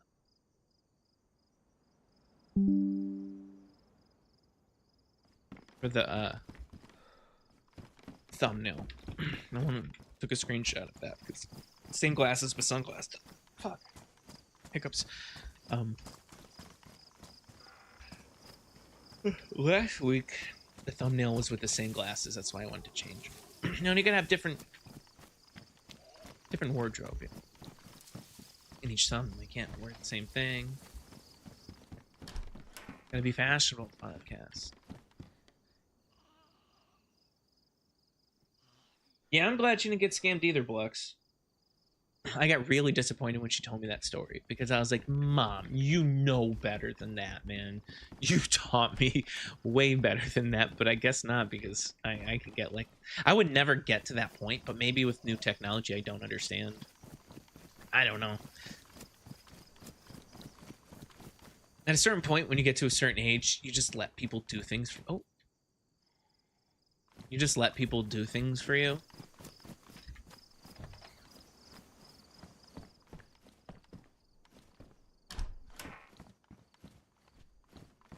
And so, I mean, maybe she was just in that mode. Hello?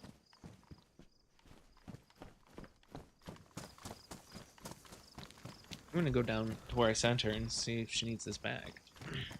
500 euro? I mean, shit, sorry, I hear that. At least it's just 500, but still, I mean, that's probably a lot to her.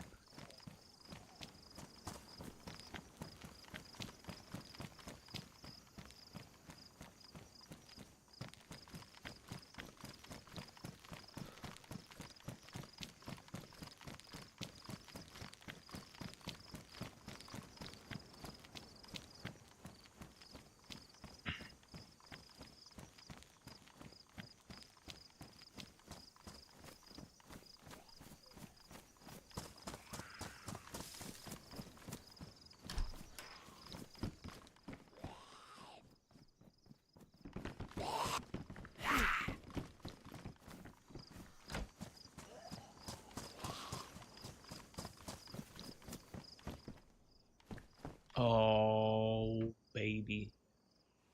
Let's get it. Let's repair that. I gotta eat a whole entire... Your brother would probably just... Mine got scammed by them. Mom, it's your son here, blah, blah, blah message. Oh, can you send me to my last phone BS? I'm surprised she fell for it, but my brother would probably just randomly text that shit. Oh, so they chose the right brother to act like, huh? That's sad. Your mom really thought your brother was in trouble. That's fucked up.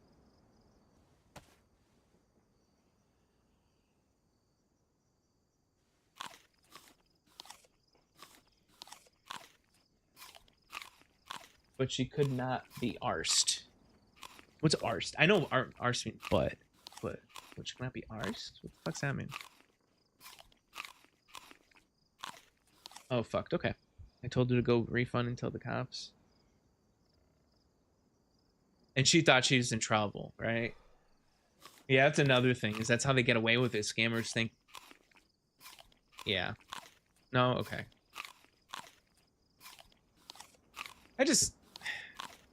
I'm so skeptical at numbers I don't know. And then, like, when people immediately know my name, I immediately don't want to talk to them. I'm like, how do you know my fucking name?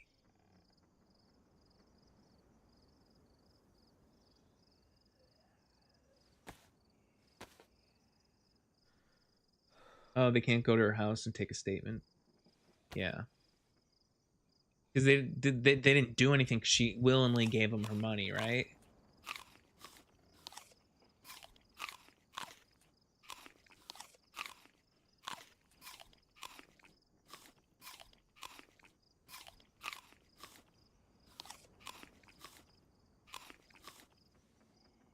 Still, there's still laws around that shit. At least in America, for me, there's laws around that. You just have, if you could prove, like with text messages. No, it would have to be like an ongoing investigation. Hey, that person would have to be like being like documented.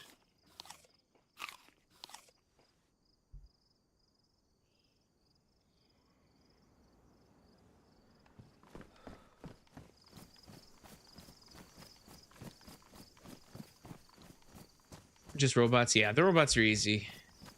Easy to just fucking brush off.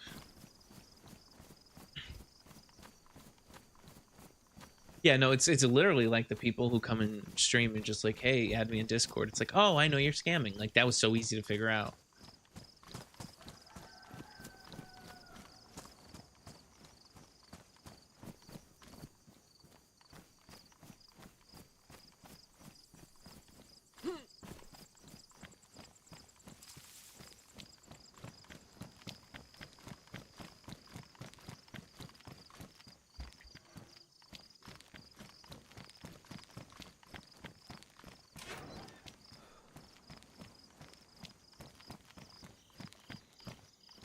Do you even have social security numbers?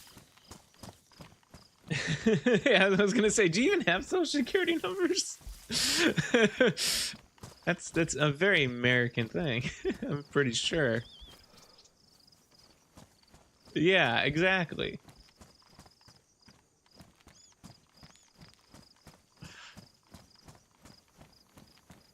So you know it's a scam like immediately.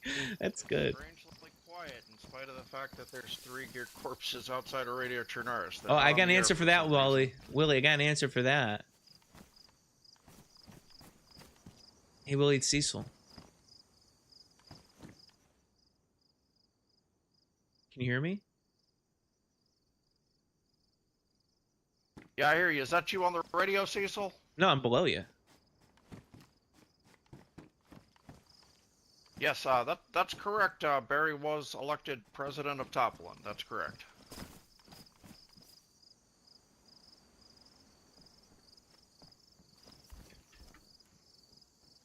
Oh yeah, he's outside Willie Salvage here.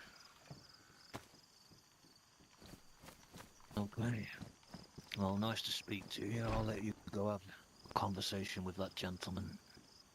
All right, you too, Governor. You have a good one. Bye-bye. All right, I killed the radio, Cecil. What's going on, man? Hey, what's going on? Those dead people outside Radio Chernarus. I could tell you who that was. Oh, do tell, yeah. Yeah, they're. I believe they're like these Russian people. You know, I think in Gleniska or whatever. I don't know. And they were trying to interrupt me, and they were getting real sketchy. And so the president, I think, killed them. And so the podcast kept getting interrupted, and I think the president said he was reaching, and then I heard this series of gunfire, and I think he killed him twice. So there's a few bodies out there. Oh Jesus, yeah. I saw the bodies, and I heard you come by earlier, and I was shouting at the top of my lungs, and you didn't respond. Oh man. Oh dude, yeah. Did you hear my podcast at all? No. I just woke up. Oh, okay. Just woke up and got in from the country. Oh, that's cool. Missed a lot of drama on Tuesday. I don't know if you were around. No. Oh yeah. It was funny. You were just talking to the governor. He stopped by the radio station. And yeah. While I was doing reruns, we almost got raided by the old Exodus group. But thankfully, we cooled them down. You know, they thought I was covering for Gary when I was just doing a podcast. They never met me before, so I thought I was covering for him. It was crazy. And they were, I think they were gonna gas me. It was crazy. Hey, do you want to step inside real quick, just for safety? Yeah.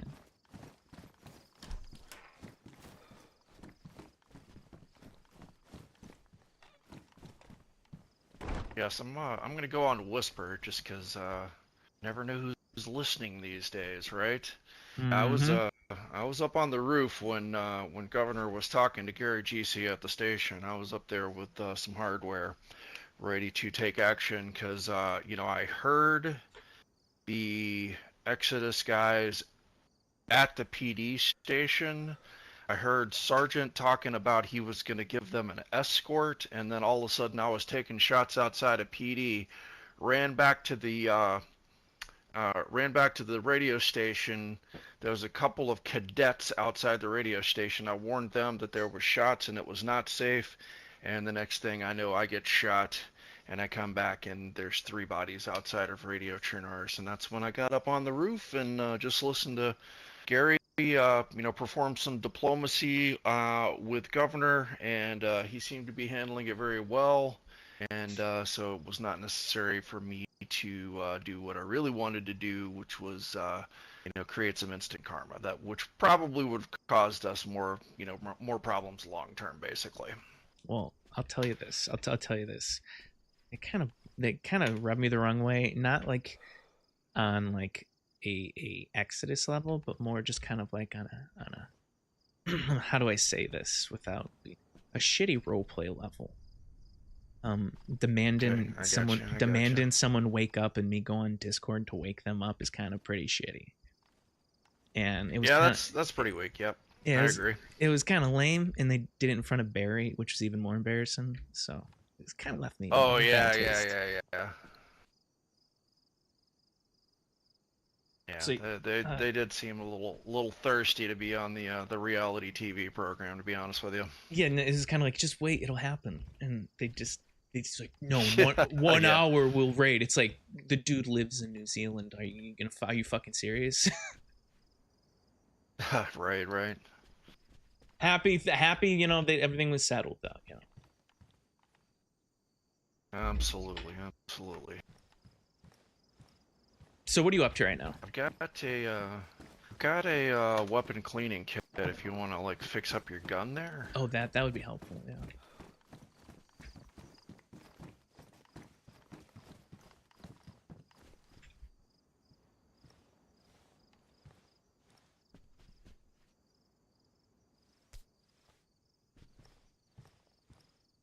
Thank you so much, Willie. My pleasure.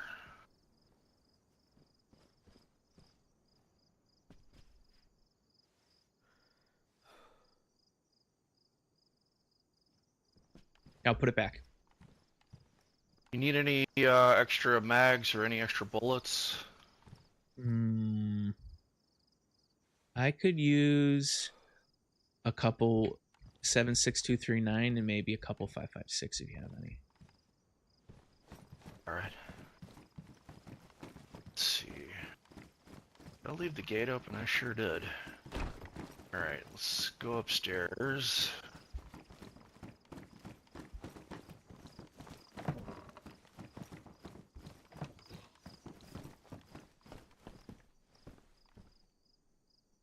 Oh, Monarch De Leon, thanks for the follow, man. Oh, thank you so much, Willie. Thanks for the follow, buddy.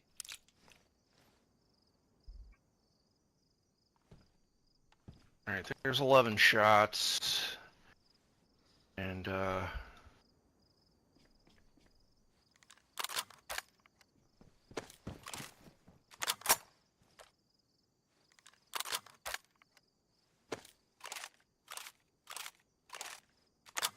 you said 5.56?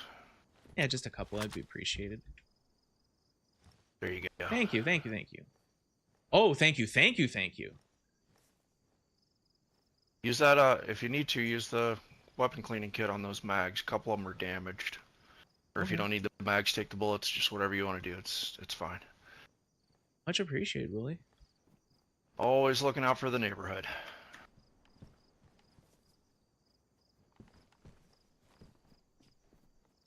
Are you up to anything? No, just, came in from the country, had a few guns. Hey, you guys don't have any AK-74 mags, do you? I might be able to hook you up with one. I don't know if we have them, but I can go check one, for you. You know, I mean, like,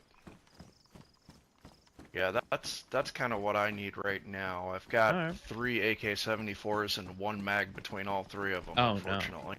no. No, I can definitely check for you. Oh, that'd be awesome.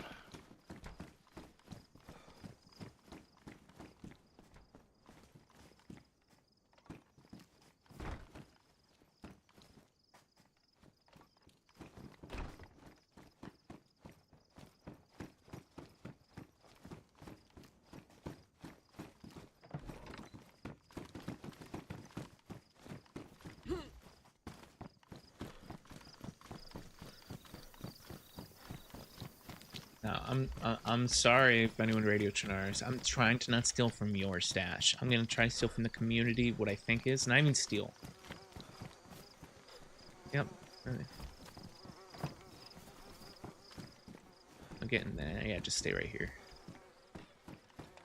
Hello? Anybody here?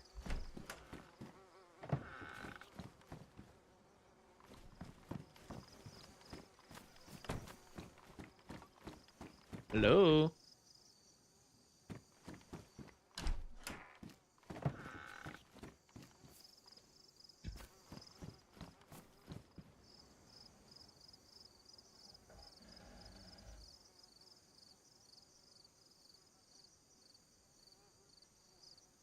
Dude, we have AKM mags galore. Oh, not I'm sorry, not AKM. Well, mags, no, I know it. AK-74. I know, like we don't have 74. Like, we have so many AKM though. Oh, okay. I'm sorry. Do you need anything else? I can maybe spare or trade something else. That's ridiculous that we don't have 74, but we have AKM. Yeah, I don't know why 74 mags are so rare right now, but I appreciate you checking. It's all good. Yeah, dude. I'm sorry about that. All Thanks for those good, man. batteries. They really came through. Awesome. Yeah. It was nice to be able to pay you guys back. I come over here begging so much. No. It's equal, man. We appreciate it. Thanks a lot, Willie. Yeah, absolutely. All right, I'll just listen out on the radio. You know, if anything's going on, I'll be listening out there, okay? Absolutely. I'm gonna be running around looking for the PD. Yeah. They need to investigate. This is crazy. Mm-hmm. All right, have a good one, Cecil. Bye.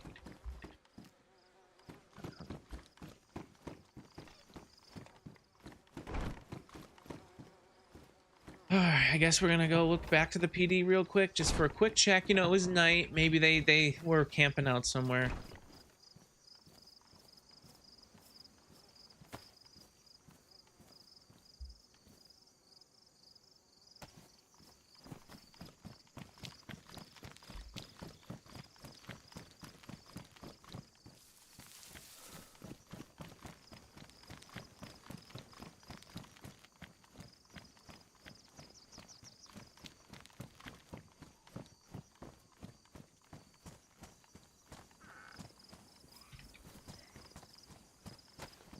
Come on, buddy.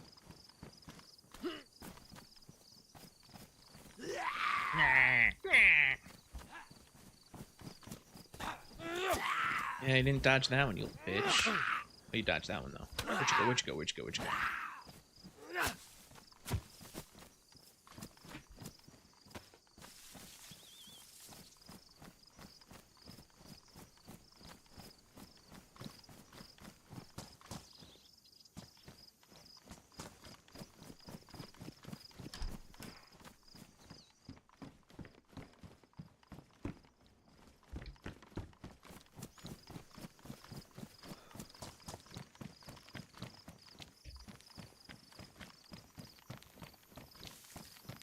So that's who that weird voice guy was. It was the governor. Okay.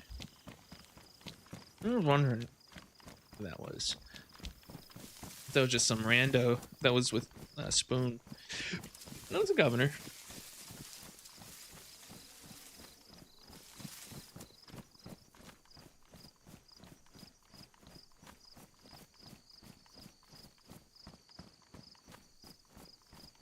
There's a door closed right there.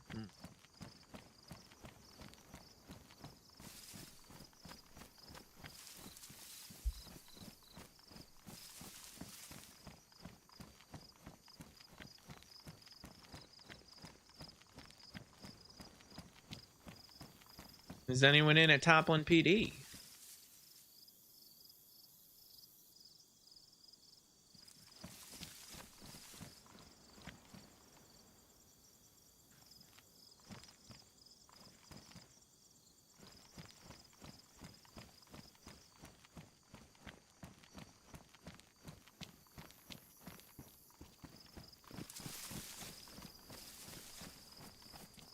Hello. What's up? What's up? What's up? Hey, how are you? You know if Toplin PD's around? We're waiting on them too. Same idea as you guys are. All right. Well, good luck. I feel like they're not gonna come back tonight until like an hour later. So I mean, I wouldn't have you still hanging, dude. If you want, you can come back probably an hour or two. Cool. Thanks, That's man. what my assumptions are right now. Yep. Put gun on.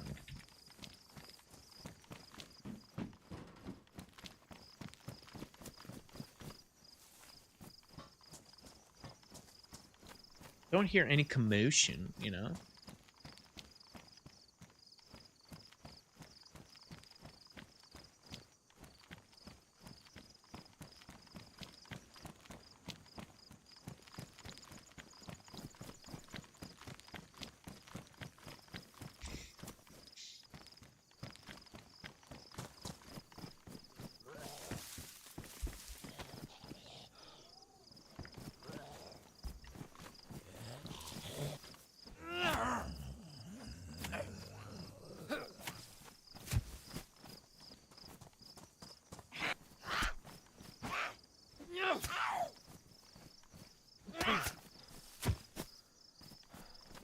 Is ACAM 76239?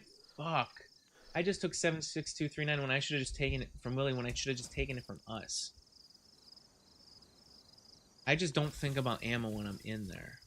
You know?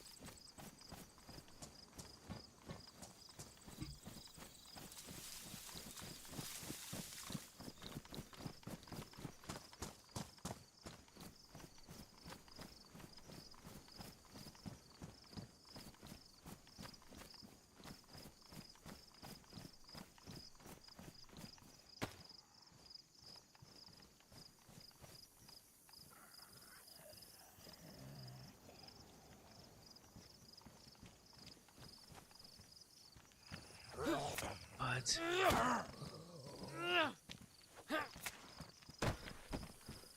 Really? Come on, man. That was a total fucking... Unless they don't have stealth kill on this server, which I think I've done it before. Maybe it's a ping thing? That should have been a stealthy. I'm a little hungry. A little hungry. Do I have time to order food?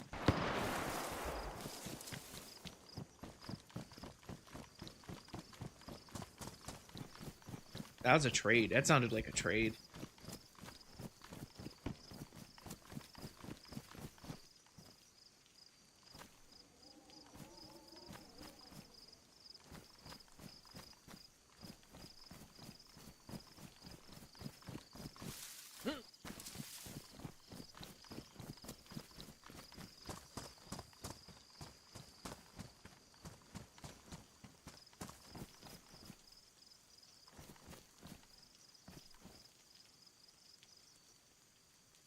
Everything okay?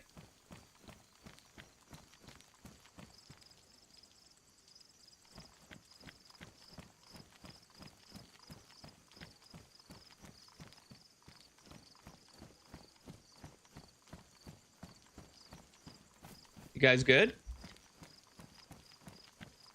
Dude came out with the hacksaw. Fucking crackheads, man. He thought. He literally thought. Good you guys made it out. right, well, take care. Yeah, I we just got some knuckleheads running around tonight. Yeah, I'm trying to stay away from these knuckleheads. I'm trying to link up with the Topland PD. If you ever see Sarge, and tell him Cecil's looking for him, okay?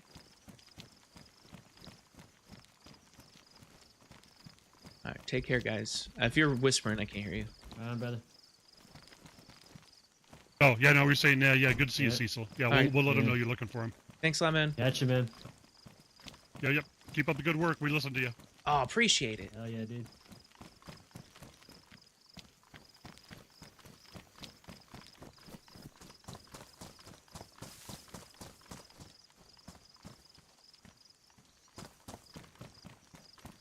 Oh, there's another fucking general store over here? Hello?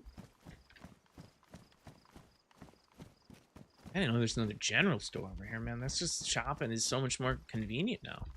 2 locations? I mean, come on.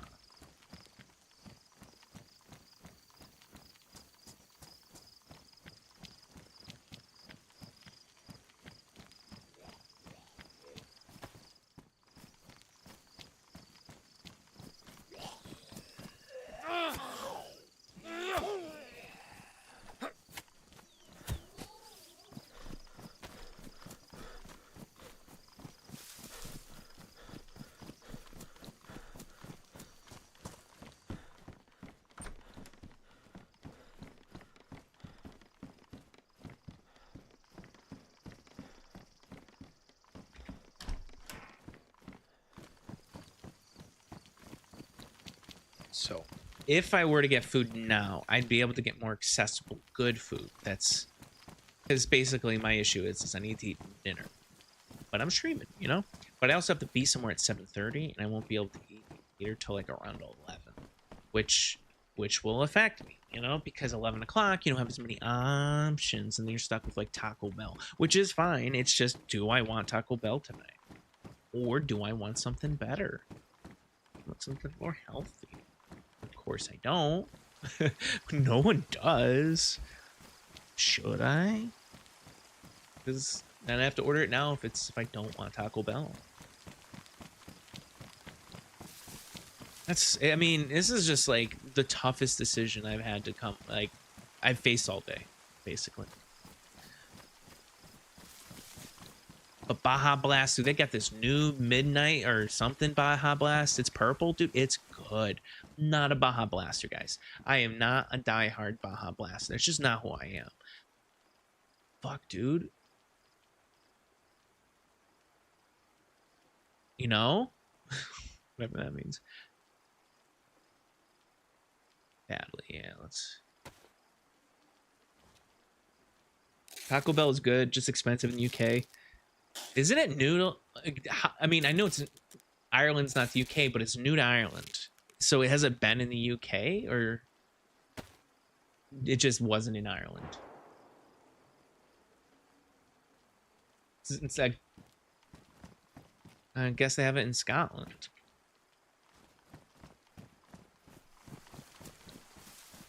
UK gets it faster, yeah, I assume so. Okay.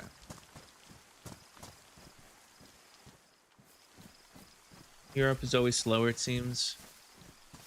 Oh man, you guys get to say that now since you guys, because of Brexit. Europe is slower when you're fucking the UK. Oh my god.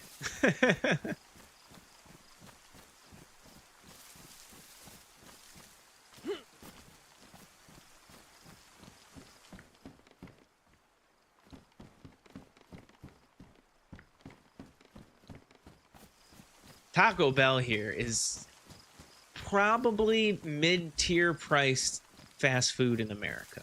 Like, it used to be cheap as fuck, and then prices got like insanely gouged over the last few years to where it's not as cheap anymore. Like McDonald's is kind of expensive, which is so fucking weird.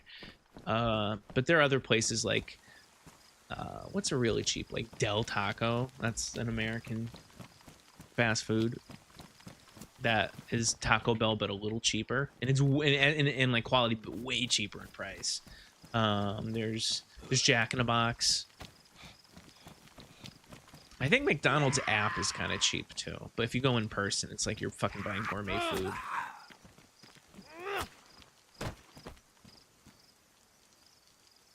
When so better food is easier to start here, yeah, because I mean it's all expensive. You might as well get better food.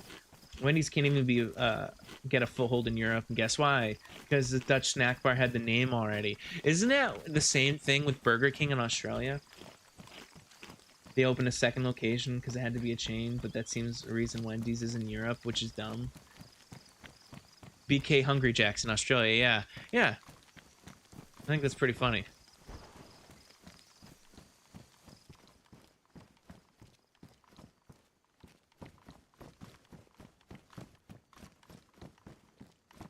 Burger King is kind of cheap in America. Still, it's still, it fell victim to the price gouging. Like Carl's Jr. or Hardee's used to be relatively expensive anyways. Now it's just out of control. Not even good anymore. But that's the reason why Wendy's isn't in Europe, which is dumb because BK Hungry Jacks. Yeah, it's all right. I mean, I'd rather get less for more at BK. No, you know what? I'm kind of tired of BK because they use like stale bread now. Like anytime I go to Burger King and get like a Whopper, it's just stale bread that is cold, so it doesn't match the temperature of anything else. And the cheese is cold, so it doesn't match the temperature of the burger. And it's just kind of like this. It tastes like you're eating like food straight out of the refrigerator, put on top of warm burgers. It's so like every Burger King I go to is like that now. I think they're just cutting corners in America, maybe.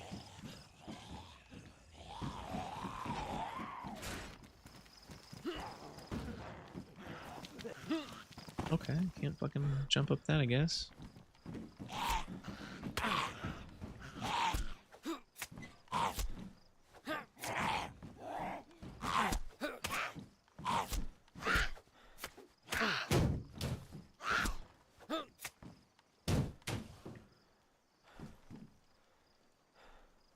Maybe in the US, it's like 80% of the time here people talk BK negatively to US side. Yeah, it's probably because the thing is each Burger King is privately owned and they get to choose the quality. And I'm sure like the wholesale places they have to buy from are utter shit in America. And it just probably went downhill. They probably have like decades old buns they're trying to get rid of, and it's just they won't even go I mean, they won't even grow mold. They're so fucking like not bred. It just gets a little stale. Ugh. BK used to be such a competitor with McDonald's because it did have better burgers, and now it's just equally bad.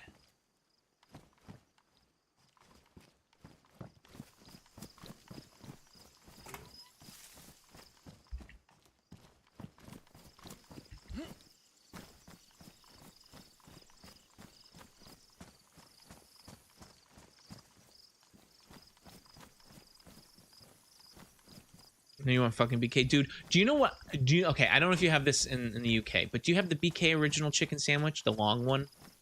Because we have that in America, and it is hated, but it is my guilty pleasure still. I think it's still great. I think it's just here, I'll show you what we got.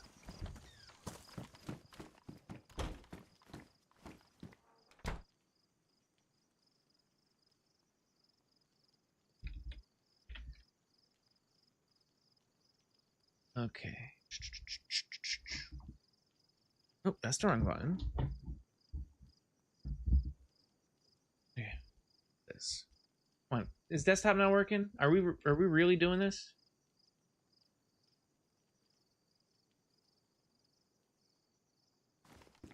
Is my desktop not working? I can't show it to you right now. This is ridiculous. Alright, I have to adjust my fucking desktop overlay. It doesn't work anymore, which is odd. Oh, fuck you, OBS. I'm hungry, though. I really want a BK chicken sandwich now.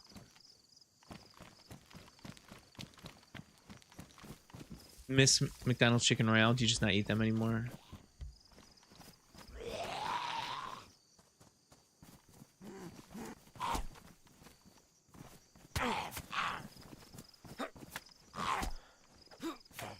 Hey. How's it going? What's up?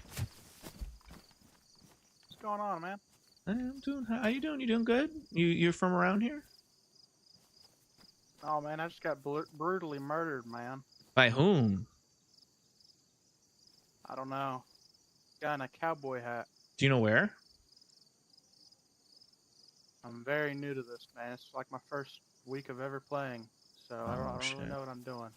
Oh man. Well, welcome to Livonia. We are in Toplin right now. It's a pretty big city. I wouldn't walk around with a gun in your hand. You might get shot. There's a lot of crime activity going on. The police department is really trying to crack down on it. So it'd be better just not to have your gun out if anyone approaches you, because they may be a part of the police department.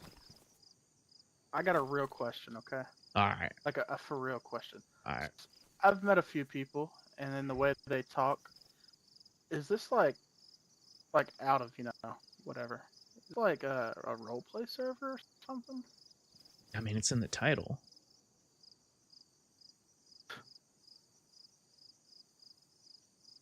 Oh. See, I'm a very slow man, okay?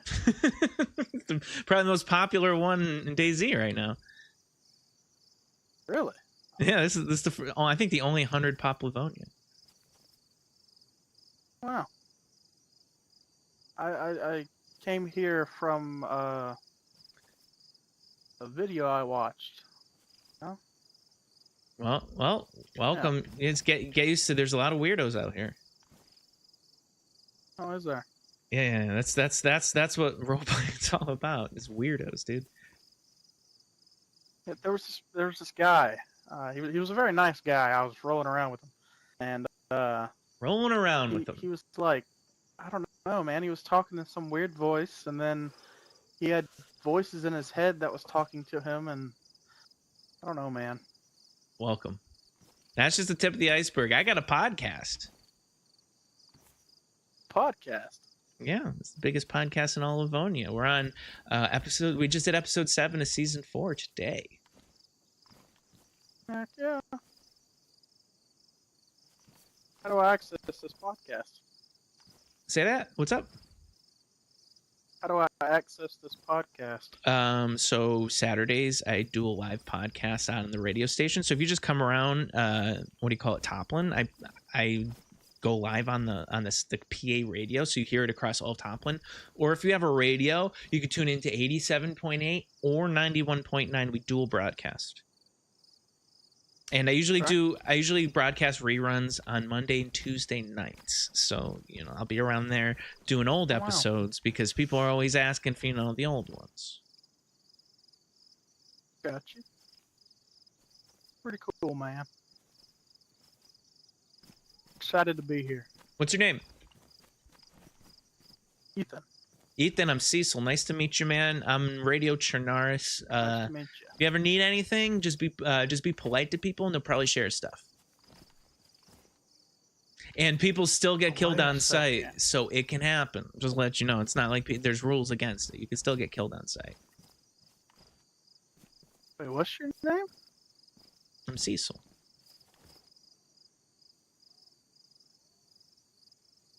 Radio Chernaris. Yeah. Wow. Nice to meet you. Nice to meet you, buddy. I hope you have a fun time and stay alive, okay? Alrighty. Hey, what's my best route? What should I do, man? Should I try to get a base down or something? Do you know how to build? It's kind of if you're new to DayZ, I would try to find someone with one and find like a faction and make friends with people, and maybe they'll invite you in, just because it's really complicated and the resources are so hard to find at the moment because there's so many people that it might be easier for like this. I guess we can call it wipe.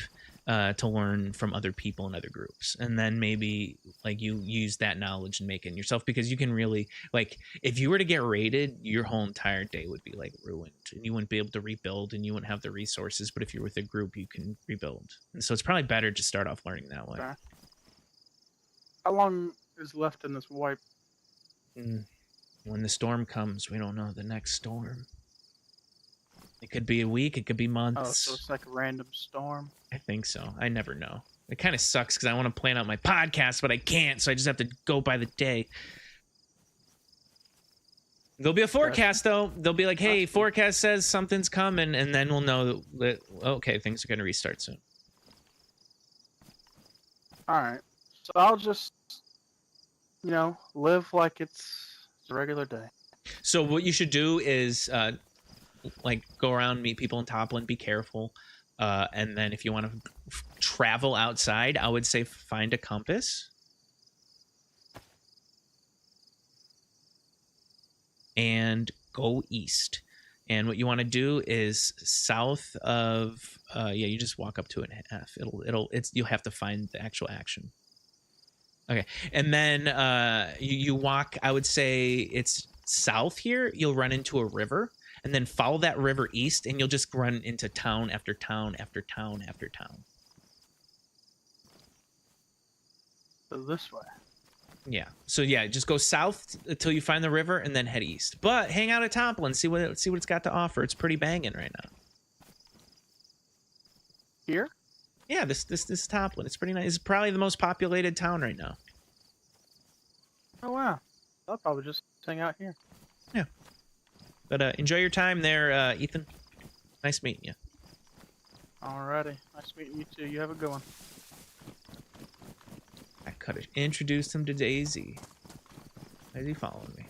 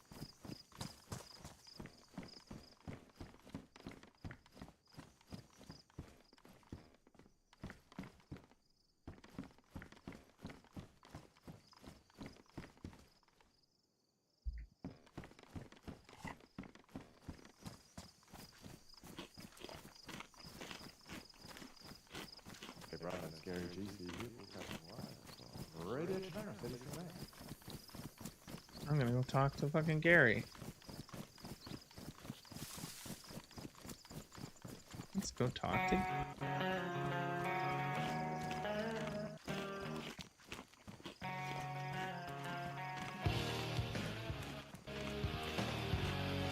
Oh, he's got 90s fucking rock. That's pretty dope.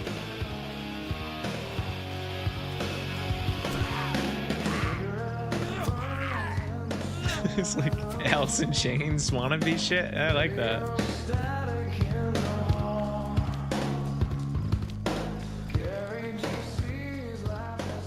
Let's go see what's up with Gary's up too.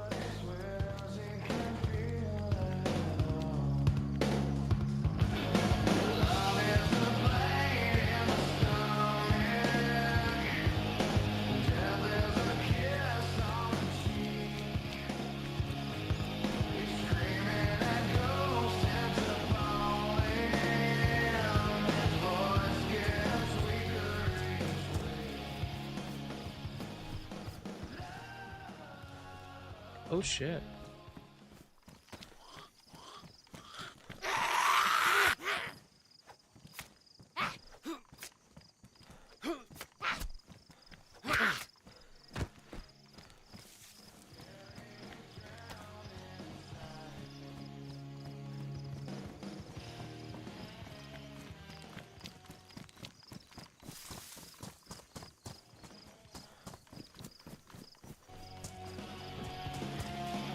Sounds more like Nirvana, I think so. Think so? That's kind of Alice in Chains. Especially the fucking melody and the rhythm.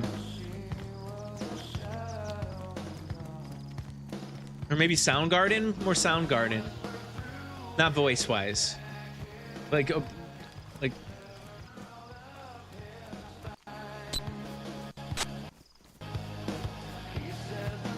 Hi, Gary.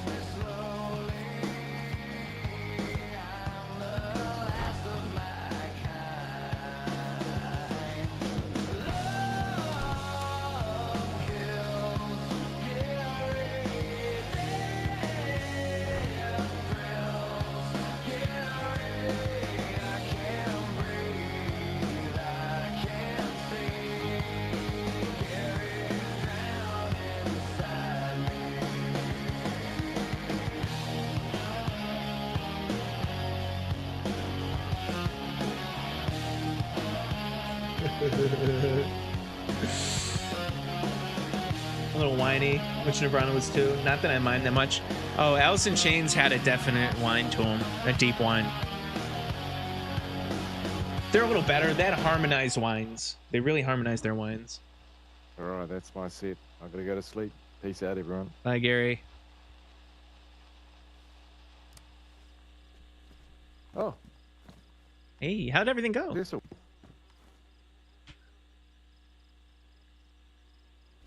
I'm in pigeon. You're muted. Oh, okay. Hey, what's up? Hey man. Sweet. Yeah, sorry about that. We Ben and I just came back and you weren't here, and man, we just had the most epic run with Barry, eh? Oh really? What Watch happened? the stream. It was yeah, we went up with him to cover prison. We played some tunes. We made some jokes. Oh, cool, dude. Yeah, it was just like a really wholesome, good run. It was good. We just got back. Oh, that's dope. I'll watch it. Yeah. And then I was like, oh, I wonder if Cecil's still, because I was like, I bet you Cecil's still talking. And then I turned on the radio and you weren't. And then we came back and you weren't here. So we're like, oh, what's happened to Cecil? Oh no, I went to look for Toplin PDs. I've seen what's going on over there. Yeah, what happened with this? There was a guy dead out there. Was that the guy that we killed? I think so. I think there was 2 people out there, and they were waiting for Toplin people to show up, and they were just killing crackheads. Yeah, crazy, eh? Yeah. Oh well, I'll leave you the radio, man. I'll leave you the radio. You do your thing. Appreciate it. And yeah, sorry if I had known you were there, man. I wouldn't have played the music. I'm sorry. I'm gonna go to bed anyway. So. No, I was happy. Like I was looking for people, and so I heard this, and I came running. Oh, I'm double talking. Sorry. That's right. Need to be able to put this crossbow somewhere too. I don't want that to despawn. I love the crossbow. But... Cool. I'll keep it. Yeah, didn't know what to do with it because I hated triple carrying. Yeah. I'll throw it somewhere. All right, bro. All Later, right. man. Well, you take care, man. You enjoy the rest of your session. Yeah, it was nice seeing you. Yeah, nice to see you too, Cecil. Take care, man. I'll be back tomorrow if you're on. Okay, mate. Okay. Oh no, I'll be working tomorrow, so I won't see you. Okay. All right. Well, take care, buddy. Okay. All good. Okay. See you, buddy. Bye.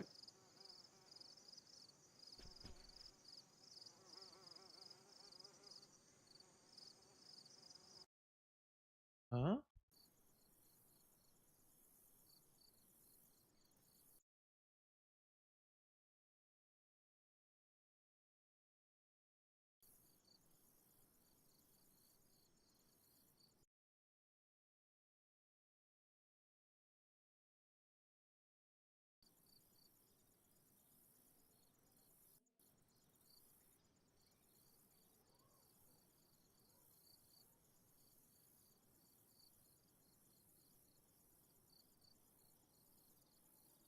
I honestly like not being available all the time, accessible. It makes me more fun to hang out with, honestly.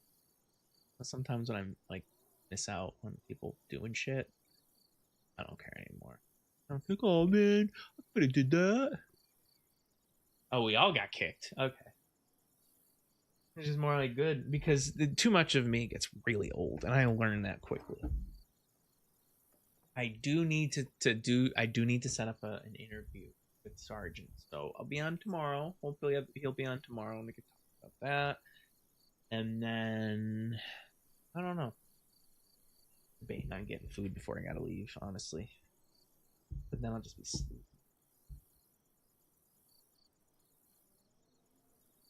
Probably too late.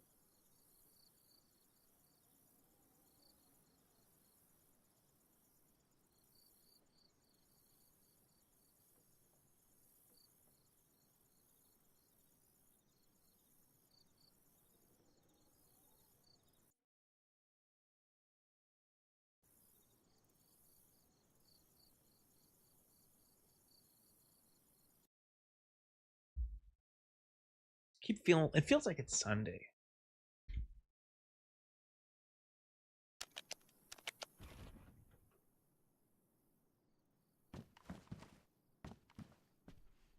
Oh, Ben has to still be out if that bag's still there.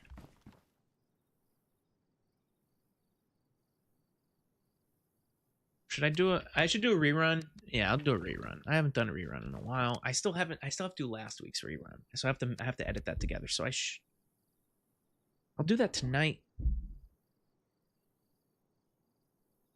I hate double editing because now I have to edit the episode I did today, and I have to edit the episode rerun from last week, and I have to the rerun that I just did today. So it's just like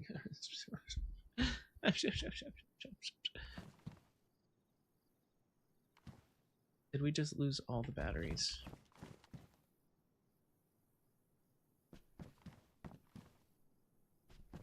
I think the other battery's upstairs. Let's see.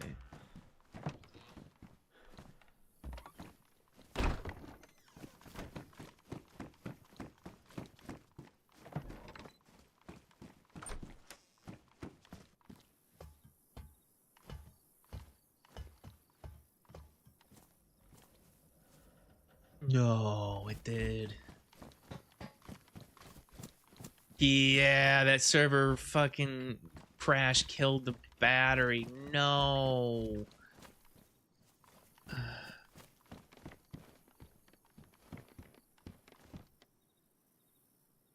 Still tobacco, but I don't have anything to do with the tobacco.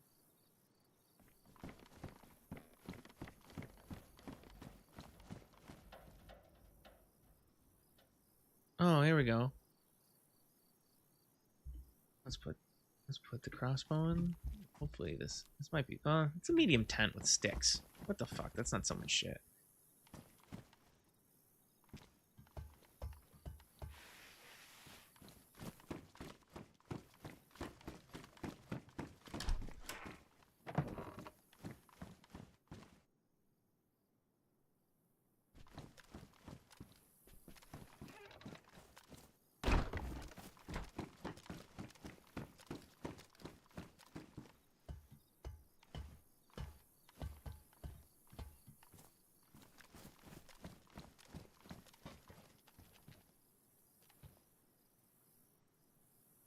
There we go. Got 2 of them now, huh?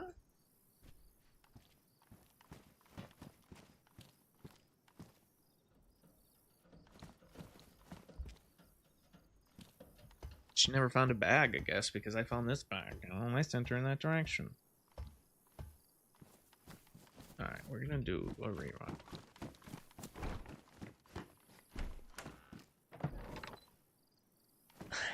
What episode haven't I done recently? Okay. Which are AI? I think I've done that. Scams? I don't think I've done scams recently. Let's do scams. That would be the second episode.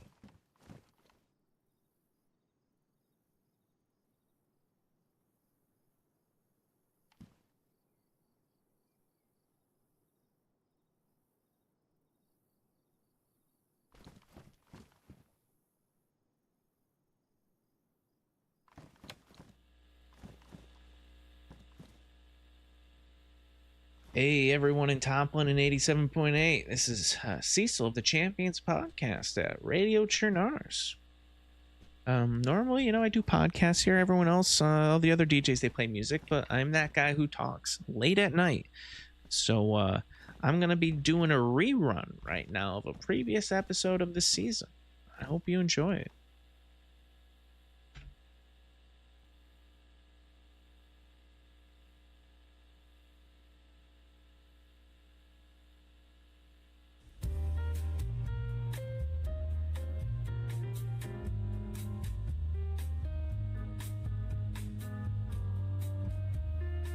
Welcome to the Champions Podcast with your host Cecil.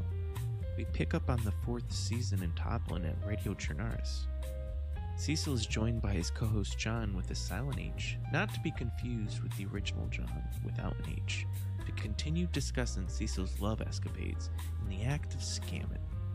But first, listen to the podcast's very first intro song, ever created by none other than today's co-host, John with an H. Now please enjoy the audio-only version of Season 4, Episode 2 of the Champions Podcast, titled Scams.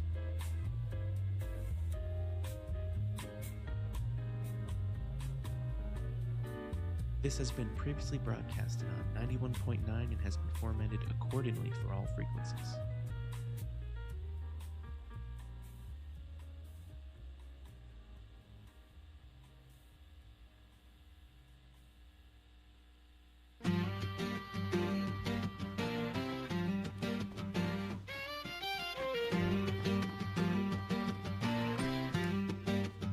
Well, it's a good old time on a good old show.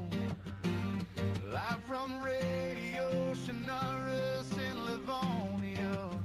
We're talking champions with your host CECIL. So sit back and enjoy the ride on the Champions Podcast.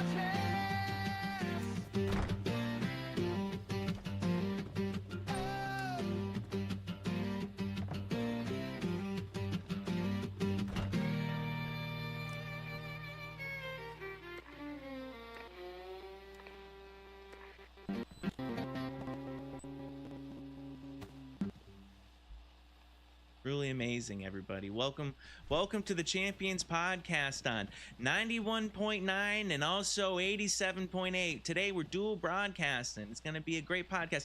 I got my co-host here, John, not to be confused with the John with an O. We got John with a silent H here today. How's it going, John? How you feeling? It's a big day for you, huh? Yeah. Sure it is. We sure is. We just got done with a good broadcast for what was it? With German bass. That was amazing. That was fun. But before we kick things off on this podcast, we're gonna do a little pre-roll. See, the ads and sponsors say, hey, the best time to get a good ad read off is at the very top of the podcast, because that is when you have everyone's attention. So we got to take advantage of it because they take care of me, right, John? Yeah, that's right. Let's go.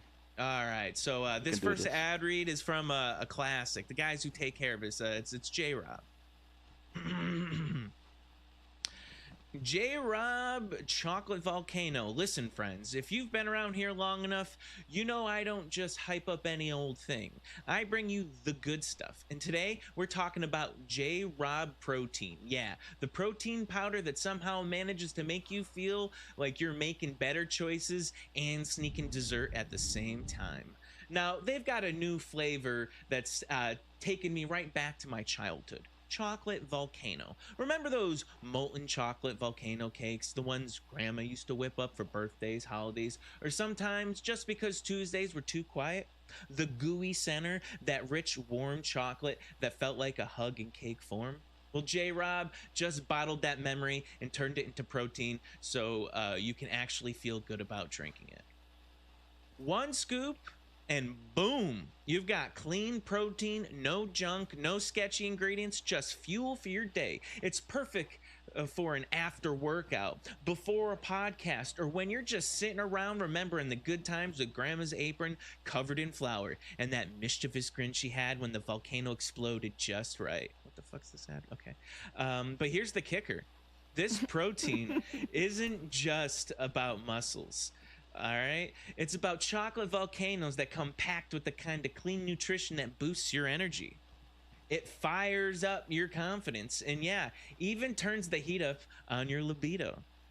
Tap into your nostalgia for those old school chocolate volcanoes. Pour right in onto the all right, sorry, let me get it out. Tap into your nostalgia for those old school chocolate volcanoes and pour it right onto the retiree of your dreams. One scoop and you're not just drinking protein, you're finding the old lady who always wanted to be reliving memories with them and making brand new steamy ones that will be remembered for all times. Picture this. She whips up those exploding volcanoes in shake form while you set off her volcano in return. It's a win-win for everybody. So whether you're chasing gains, chasing memories, or chasing down someone's sweet grandma for seconds? Use your love for nostalgia and old school chocolate volcanoes on the widow of your dreams. Grab yourself a tub of J-Rob chocolate protein. Trust me, you'll feel stronger, clearer, and maybe a little nostalgic too. J-Rob protein, erupt your best self. Go to jrob.com, use your promo code CECIL, that's CECIL, at checkout for 20% discount on J-Rob Whey Isolate Chocolate Volcano. And maybe a wink from Grandma, wherever she is. Oh, man. What do you think? What do you think of that ad read, John?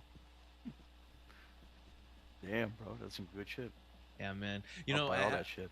J-Rob, he's been the most loyal sponsor of all time. He's the OG. He's the one that's been taking care of us, and god damn it if he doesn't give us the most magical ad reads ever. I can't say, whoa, music. I can't say that there's another sponsor out there that can provide what J-Rob provides, and I really appreciate it because we've been through a lot. We've been through a tumultuous relationship. You know, he's dropped me before, but he's taken me back. You know, it's just one of those up and down relationships. Have you ever had like an extremely delicious protein shake that just revitalized you and made you just want to pick up old women? Yeah, that's I've never had one with that. Surely. Yeah, you drink J-Rob and you will. All right. Okay. So now that I'm done glazing our sponsors, we got a podcast to do. If you don't remember, okay, from the last podcast and anyone listening, I've been going through quite the thing ever since season 4 of the Champions podcast started. I've been going through heartbreak. And I've been specifically with my old girlfriend Becky, who I had to break up with, and it was really tough for me. You know, I was talking to my other co-hosts John and Clarence last podcast, and they gave me some pretty decent advice. You know, basically, I took her out for a good time. We watched Avatar, you know, and she rejected me because I wasn't a good kisser, so I had to break up with her, and it broke my heart. But because of that, I reached out to my listeners, and my listeners were like giving me advice, and they're saying, hey, Cecil, you should go polyamorous. There's no losing in that. All right, polyamorous, multiple partners. There's no heartbreak because there's just multiple partners. And I'm like, that makes sense. So they gave me advice, right? They gave me a lot of advice, and I originally started on Bumble where I met Becky, right? But now I was told by a listener from last podcast that Tinder's where it's really at. All right, you'll get heartbreak on Bumble, but Tinder's where all the spicy fun is. All right, so you just have to hit up the short-term fun section on Tinder, and that's where all the fun is. And so basically, that's where I'm at. Right, I did a little research. I made a Tinder account, and I'm perusing the short-term fun. And John, do you want to hear a couple matches I had recently and maybe give me some advice on what I should do? Yeah, show me, man. All right, so I'm not going to say any names. I think I already given Becky's name out was kind of unfair now that I broke up with her. Kind of feels like I'm dragging her name, but since I already said it, I'll keep doing it. But I'll keep these other ladies like anonymous. So this first one. This one is an interesting one, all right? It's the first person I matched with right off the bat on short-term fun, and it's very confusing, you know, because my profile is very descriptive of who I am, and she matched with me. I got one of those super swipes, which means she like really liked me, and all her profile said was, I like my men with a little hood in them. So what does this look right here make you say I'm a little hood? I think it's good, man. We're not. I don't understand. Like, what am I doing to give off hood vibes? Because she's really into me, and I think that's really high expectations. Because I feel like if we meet up, I'm not gonna be as hood as she expects, dude. I don't know what she sees. Well. See what I mean? Shit, who's there? All right. So. Yeah, I understand. Yeah. Yeah. So I'm kind of concerned with her. So I don't know if I really want to pull the trigger on talking to her yet. But I'll move on to the next one, because this next one kind of scared me a little more. All right. Because in her description of her, all it was she was Christian and a husky mom. Now, Christians, you could say it's a little terrifying because of their history, but that husky mom is probably the most terrifying thing you can ever have. You've ever interacted with someone who owns a husky? It's they're few times. You could in walk Sweden. all over them. You could just walk, because huskies are the most abusive dogs out there. They're mean. They're not mean, but they're just manipulative. They don't listen, and they just walk all over you, and their owners just let them do it. All right. And so this woman, what she want me to do? Do you know what's even more terrifying is someone who owns a Great Dane. Oh my God, that's this. I've had friends who owned a Great Dane, and they weighed less than that dog, and I don't understand. That's like, what do they expect? Never trust a single woman who owns a Great Dane. All right, because that thing's probably beating the shit out of her at night. I'm not going for the husky mom. That's I don't want to be with a husky. Hell no. Oh, this other one, I matched with her. And she was all like, cool. And so I was like, hey, you're really beautiful, right? Because I was like, hey, I want to give her good confidence. And her response was, hey, you're really chilling. Nah, that it threw me off, man. She says really chilling. And I responded with like terrifying, because chilling, and she just left me on red. Like it was, did I look like I was just like straight, like cool, like I was chill? Or do I have that terrifying chill look? And why would you match with someone who said I was chilling? Would you ask her out if she said that you were scary? Yeah. You would? Okay. So maybe I should hit her up. You ask? Yeah. Yeah, Okay. why not? Let's always try. If you don't shoot, you never. You miss all your never shots, hit, you know. Yeah. I mean, what if she is afraid of me? What's the big deal? This other one gave me really mixed signals, because at the very top of her profile, she said she has an affinity for big eggplant emojis and super hot men, and I was like, that's flattering, because I'm one of those, right? That's very flattering. And then she said, I just want to have sexy, hot, fun time with men or couples, which sounds like she's Borat, which I don't understand, but I'm still going to go with it because that gives good vibes. That's the poly I'm into, right? And then she lists, again, you have to have good teeth. It's a fetish of mine, which kind of throws me off. It kind of throws me off. I can understand being into good teeth, but like having a fetish for teeth kind of scares me. What you want me to do with my teeth? And then she really throws me off with this big mixed signal that I don't know how to respond to. In no way, shape, or form am I trying to jump into your bed. Don't make that assumption. Now, why would I make that assumption, John? Now, why would I make that assumption? There's no way. Nothing she said previously would make me have that assumption. That she's implying that I might have a big eggplant and I'm super hot, and she wants to have fun with couples. I don't understand poly, dude. I don't understand poly. This doesn't make sense. It's confusing me. Why not? It's human nature, Right, Hans? It's human nature to be like, hey, I want to have sex, but then also say, hey, I don't want to go in your bed. Don't expect that. It makes no sense, man. This polyamory is really. I think I'm in over my head. Oh, he found it. Oh, he found it. Oh my God. Oh my God. If Hans, for all the nails. listeners out there, Hans just walked in with a box of gold. So, do you think I should help the mixed signal chick? Yeah, the one who's being like, hey, I want to have a hot, sexy time, but also don't expect me to have sex with you. Should I just see what's up? Yeah, of course. All right, so I got a couple people to hit up. Not the husky mom, but the one who's scared of me, and the one who might be rejecting me immediately off the bat. I'll be fine. Oh, there's this last one. I actually just matched with her today, and I really wanted to have a date with her just to see where it goes, because she goes, I want a mean man, meaner the better. I don't like nice guys. And I think that's a challenge, because I'm a sweet boy, and that is something, Like, I think that I might have to Oh, it's a tough one. Can you be insulting for like 3 hours straight? 'Cause I don't know if I can. 3 hours.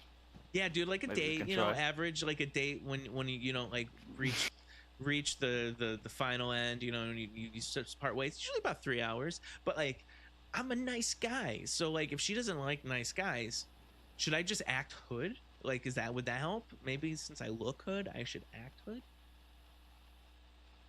You should act like a hood or Yeah, good? because What do you say? because that first girl said she likes her men with a little hood in them, and I assume she sees hood in me. So should I try to bring that hood out to try to impress the last woman who likes mean guys? Yeah, but it's the same, right? Hood and me. I don't understand hood as much as I understand mean. That's the thing. Me neither, bro. I've no clue what hood is, but like, what the fuck? Yeah. It's Yeah. a hood. How can you have so much hood in you? That's what I'm saying, dude. I'm you know what? I'm gonna match with the hood girl. I'm gonna match with the girl who's terrified of me, and I want to be mean as shit to this last girl, because no, I don't. I can't do it, man. She'll just end up steamrolling me, being even meaner because I'm just too sweet. No, I'm not gonna do that. Can't do it. Oh yeah, dude. I actually, you know what? I did go on a date recently, and I forgot to bring that up. So I had a problem with Becky, right? Because she broke my heart because she didn't like the way I kissed, and so I went back on Bumble again, and I reached out to an old match. It's not a new match, because she was also into the whole poly lifestyle, right? So I went on a date with her, and I'm kind of confused, kind of alarmed, to be honest, because I think I may have gotten catfished, you know? And can you help me find out if I got catfished, John? Yeah, I will.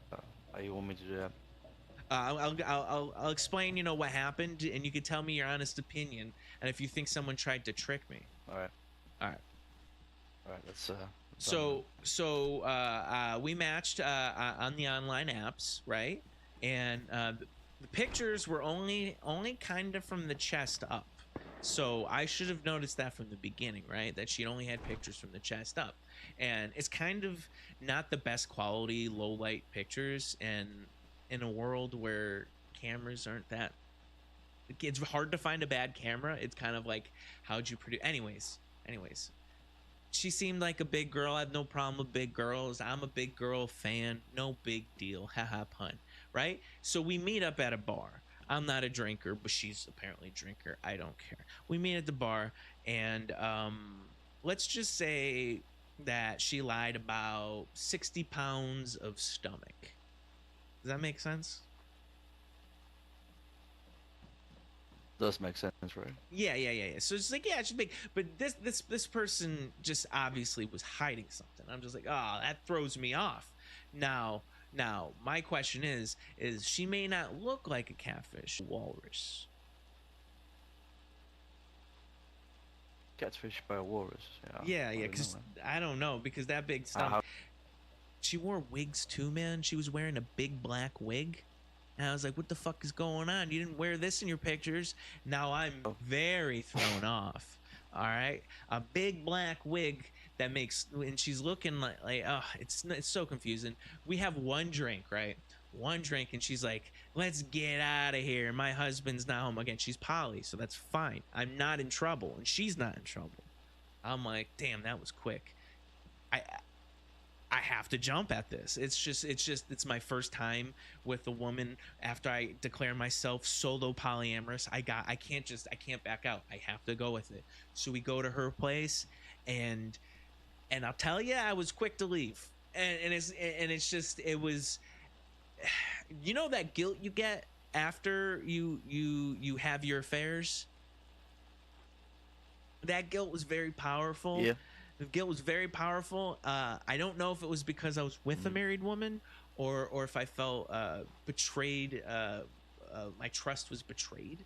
So I had to call an Uber. I got out of there, man. and she's kind of been hitting me up. We went on a second date, but we didn't go back anywhere. We went to see a movie, you know. This time, dude, silver wig. Silver. It's like I'm now with someone from Frozen at the movies for silver. It's just like, oh, what am I getting what is this polyamory? What am I getting myself into? I'm in over my head. I wasn't ready for this. And like she gave me a ride home, you know? And like we were pulling up to my place, right? And she gave me one of those big old smooches that was like, invite me in, right? I was like, God, oh fuck.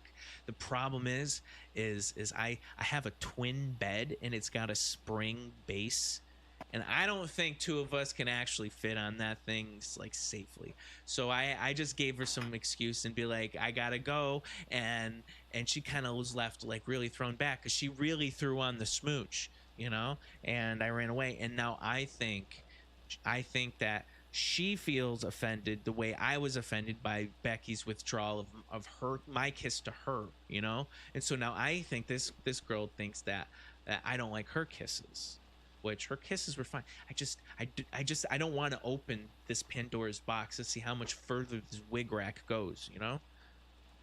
Would you call her back? I don't know, man. Honestly, I wouldn't. Do you feel like, was that a catfish? Was that her just trying to get her rocks off, you think? I think she was just, you know, was she just being like that guy? She was just trying to say what she could to get her rocks off. Because maybe that's what polyamory is, you know? It's just everyone acts like that guy, just trying to just like add a notch on their belt. Is that what it is? Yeah, I guess so, man.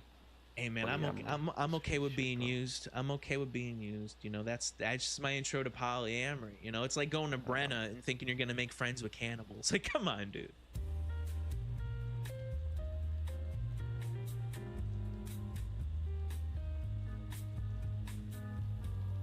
Wow, what a way to leave us hanging. If you want to know how this episode ends, you're gonna have to tune in to the second half of the Champions Podcast Season 4, Episode 2. Scams.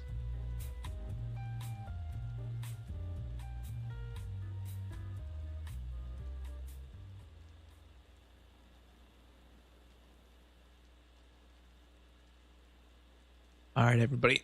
I hope you're enjoying this episode. It feels like a classic. We've gone so far from this point in the Champions Podcast, but we're gonna keep on moving. We're gonna keep on cruising. We're gonna hit that second half of this episode because I know you're wondering how it ends.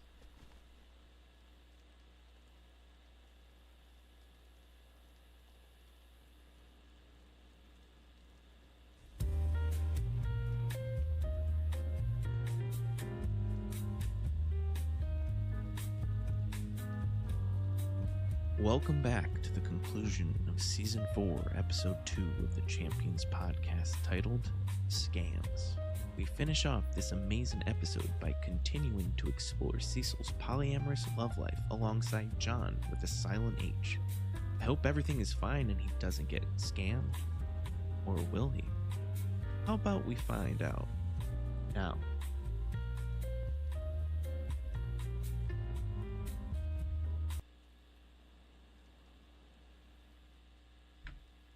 Hey, what's going on, Mark? This is Radio Chinaris. I'm doing a podcast right now, and it's a rerun that I'm broadcasting, so I can't necessarily respond to chat while I'm using my soundboard. So I like to point that out to people. I can respond in the chat. It's just verbally I can't until the episode's over. So thanks for joining us.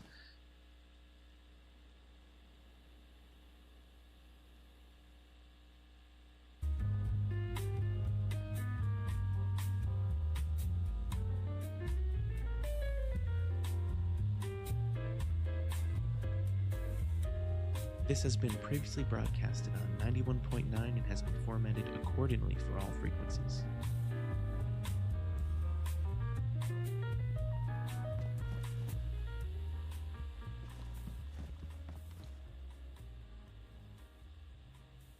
Okay, so I do have another date set up. I know this podcast it's totally become about my personal life, which I didn't intend, but man, that's what the listeners want. And so they suggested, well, Clarence suggested last podcast that I should reach out to Becky again, not to try to get her love back, to try to reach out to see if she can help me with the polyamory world. And so I emailed her, because he was like, if you email her off what do you call it, offline, off of Bumble, she'll take you more seriously. I'm like, that's probably what could work. And so I emailed her. I was like, hey, Becky, sorry calling you a dumb bitch. I'm really sorry. So can you help me try to find any ladies in the poly world? And she did. And so I have this new date set up. Another married lady, but again, it's the poly world. You know, maybe she's just trying to use me.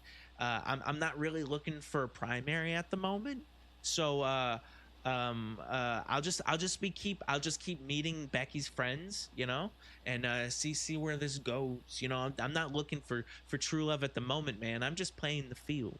And so what I'm trying to say is, I love your podcast. Keep going. Thanks a lot, man. What I'm trying to say is look out in the future, because I'm going to be having updates on this new lady, because we're going to be going out on a date, and it's going to be a fun time. And you know what? Maybe married women are my thing. I don't know. Anyways, that has been my update on my life, John. I'm happy you were here to listen, and for everyone else listening right now, thank you for being there. If you have any advice on my personal life, you can always write me an email at YourHostCecil@gmail.com. I'll read it live on the podcast. I'll consider the advice at the least. So we'll move on from there. Today's episode, I really wanted to touch upon scams. You know, it seems like everyone has a scam here, and it seems like based on my last podcast and the general polyamory world, I'm gonna have to get used to scams. You know, if you meet someone anywhere around these parts, if they're part of a faction or if they just have their own base, they've got a little something they want to lure you into. You know, a smile on someone's face isn't always a welcome smile. It's them trying to lure you into their net. Like, as I said, cannibals in Brenna will only smile at you when they want you to play one of their little games, you know, until eventually they cut your balls off. You know that happened to me before the storm. My balls got cut off when I was just spreading the word of the Champions podcast.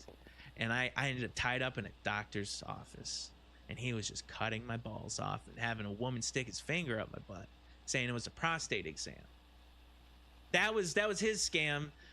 Tried to get elbow deep in old Cecil.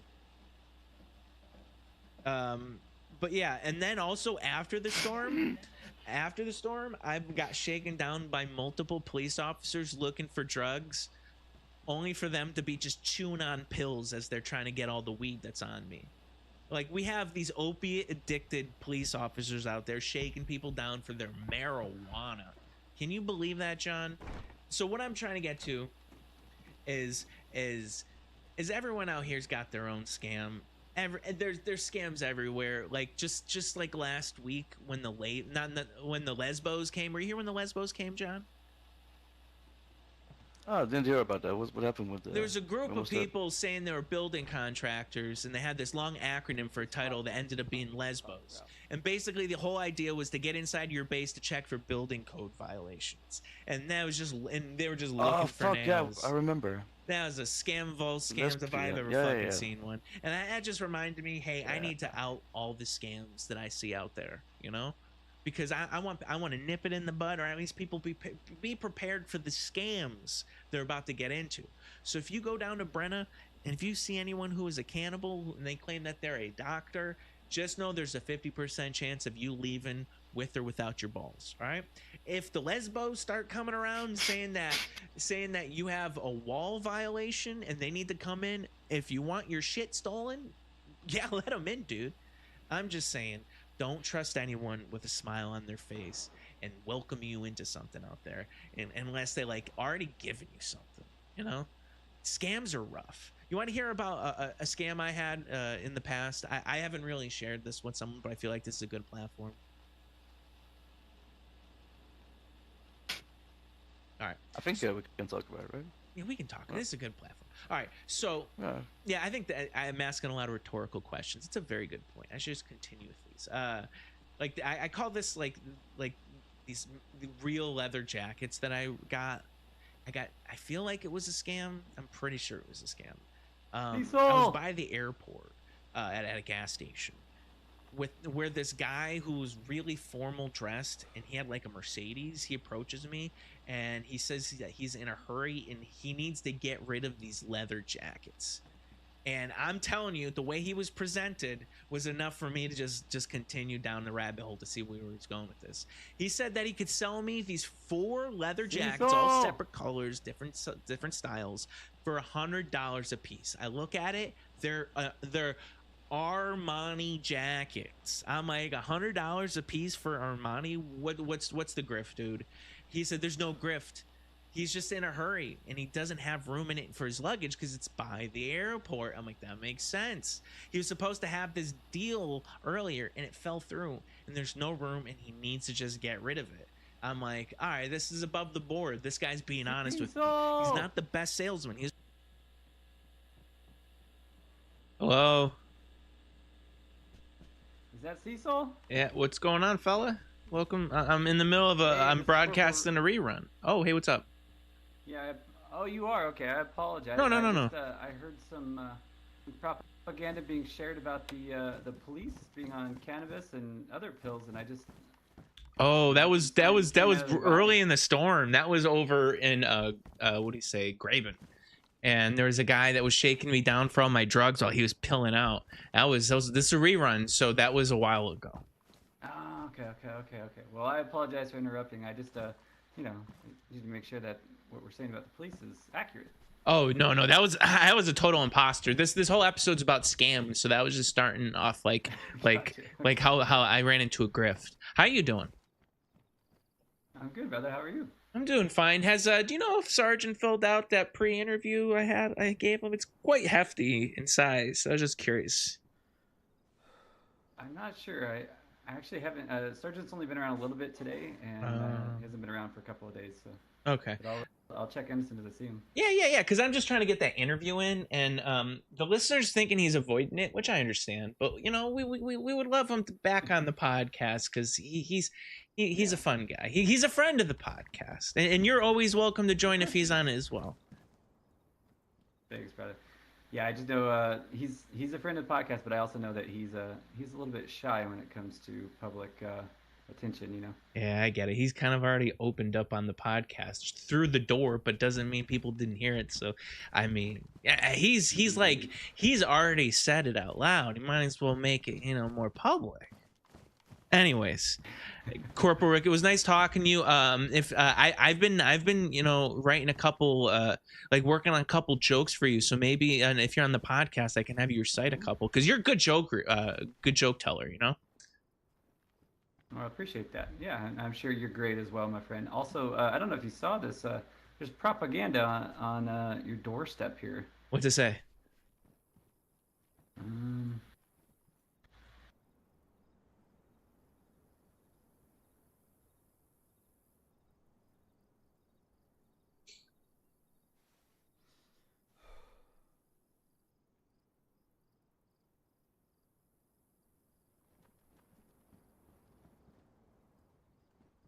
Did you hear that? What happened? Did you hear that? What I just read to you? No, I think you were just at a distance. Can you say it again? Yeah, it says. Okay. Yep, I hear it loud and clear. It's an acronym that looks like it spells berry. We found those around the city. I think you're going in and out, actually, because I'm not hearing anything you're saying. Let me read this. Oh, no. Yeah, it's right on the step there. This one right here on the ground. We have a bangers on the ground. Oh, see, that's a little sneaky one. Very berry and all dictators resist. Your city, your rights. I think that's evidence. I think that might be possible political violence. You know. Yeah, I keep finding them all over the city. I found one at the well today. Barry and I actually found one at the well again after I took the first one down. This is crazy. City. You know, he's taking care of us, and then we get this. You know, there's always pushback on great people. Indeed, indeed. The armband though, brother. Oh yeah. I found it, so you know, I figured why not rock it while I have it. Absolutely. All right, well, sorry to interrupt your show. No Let you worries. get back to it. It's nice talking to you, Corporal Rick. It was nice seeing you. God bless, man. It's always fun. High five. Later, buddy. All right, my friend. Take care. Oh boy, do I have some jokes for him to read on the podcast. Do I have some jokes for him to read on the podcast? Can we change the battery out?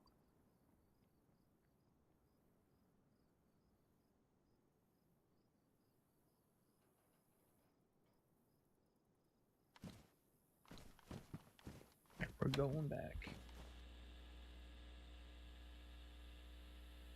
He's probably late, but now, you know, he's trying to, you know, do better and make the next meeting on time, but he's you know, he can't have these leather jackets.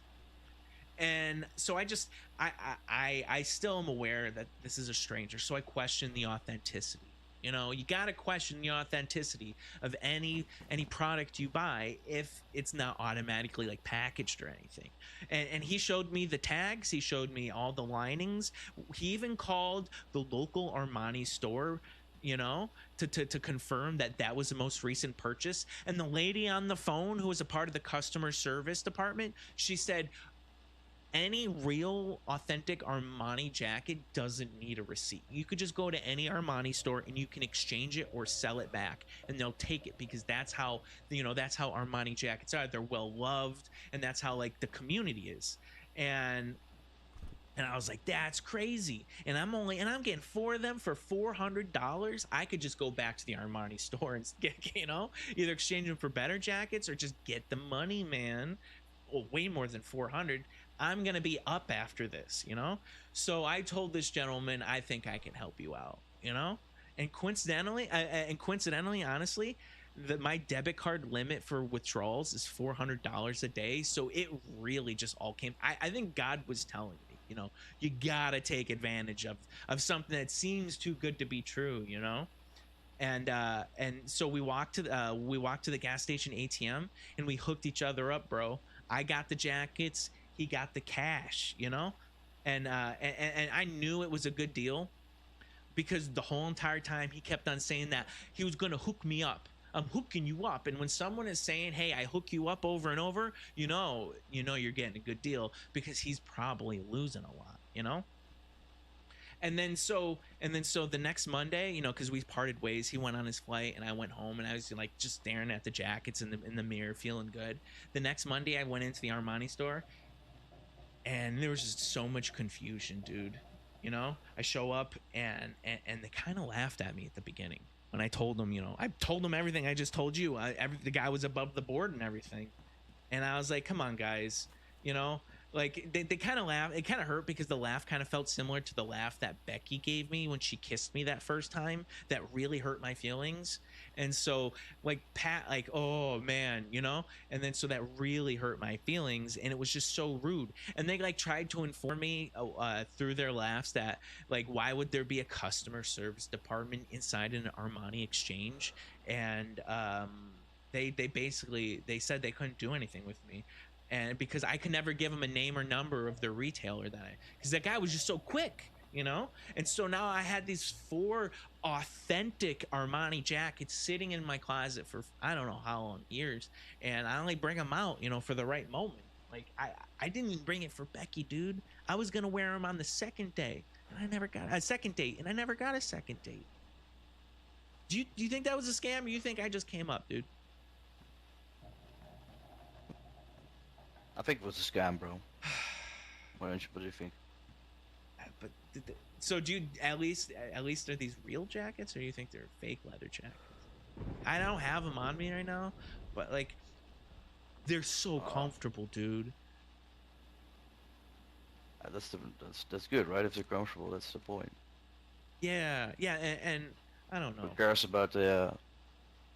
I get laughed at a lot about this story. I kind of want to stop telling people it, and they're always trying to say too good to be true isn't like a thing. Like it shouldn't be too, but I don't know. Like that's the like I'm a man of opportunity. You can't turn down opportunity. So yeah, now that you're saying this, I'm kind of embarrassed. And I let's not call it a scam. Let's just say that happened, huh? That's good. It happens to everybody, right? Yeah, everyone has 4 leather jackets in their closet right now.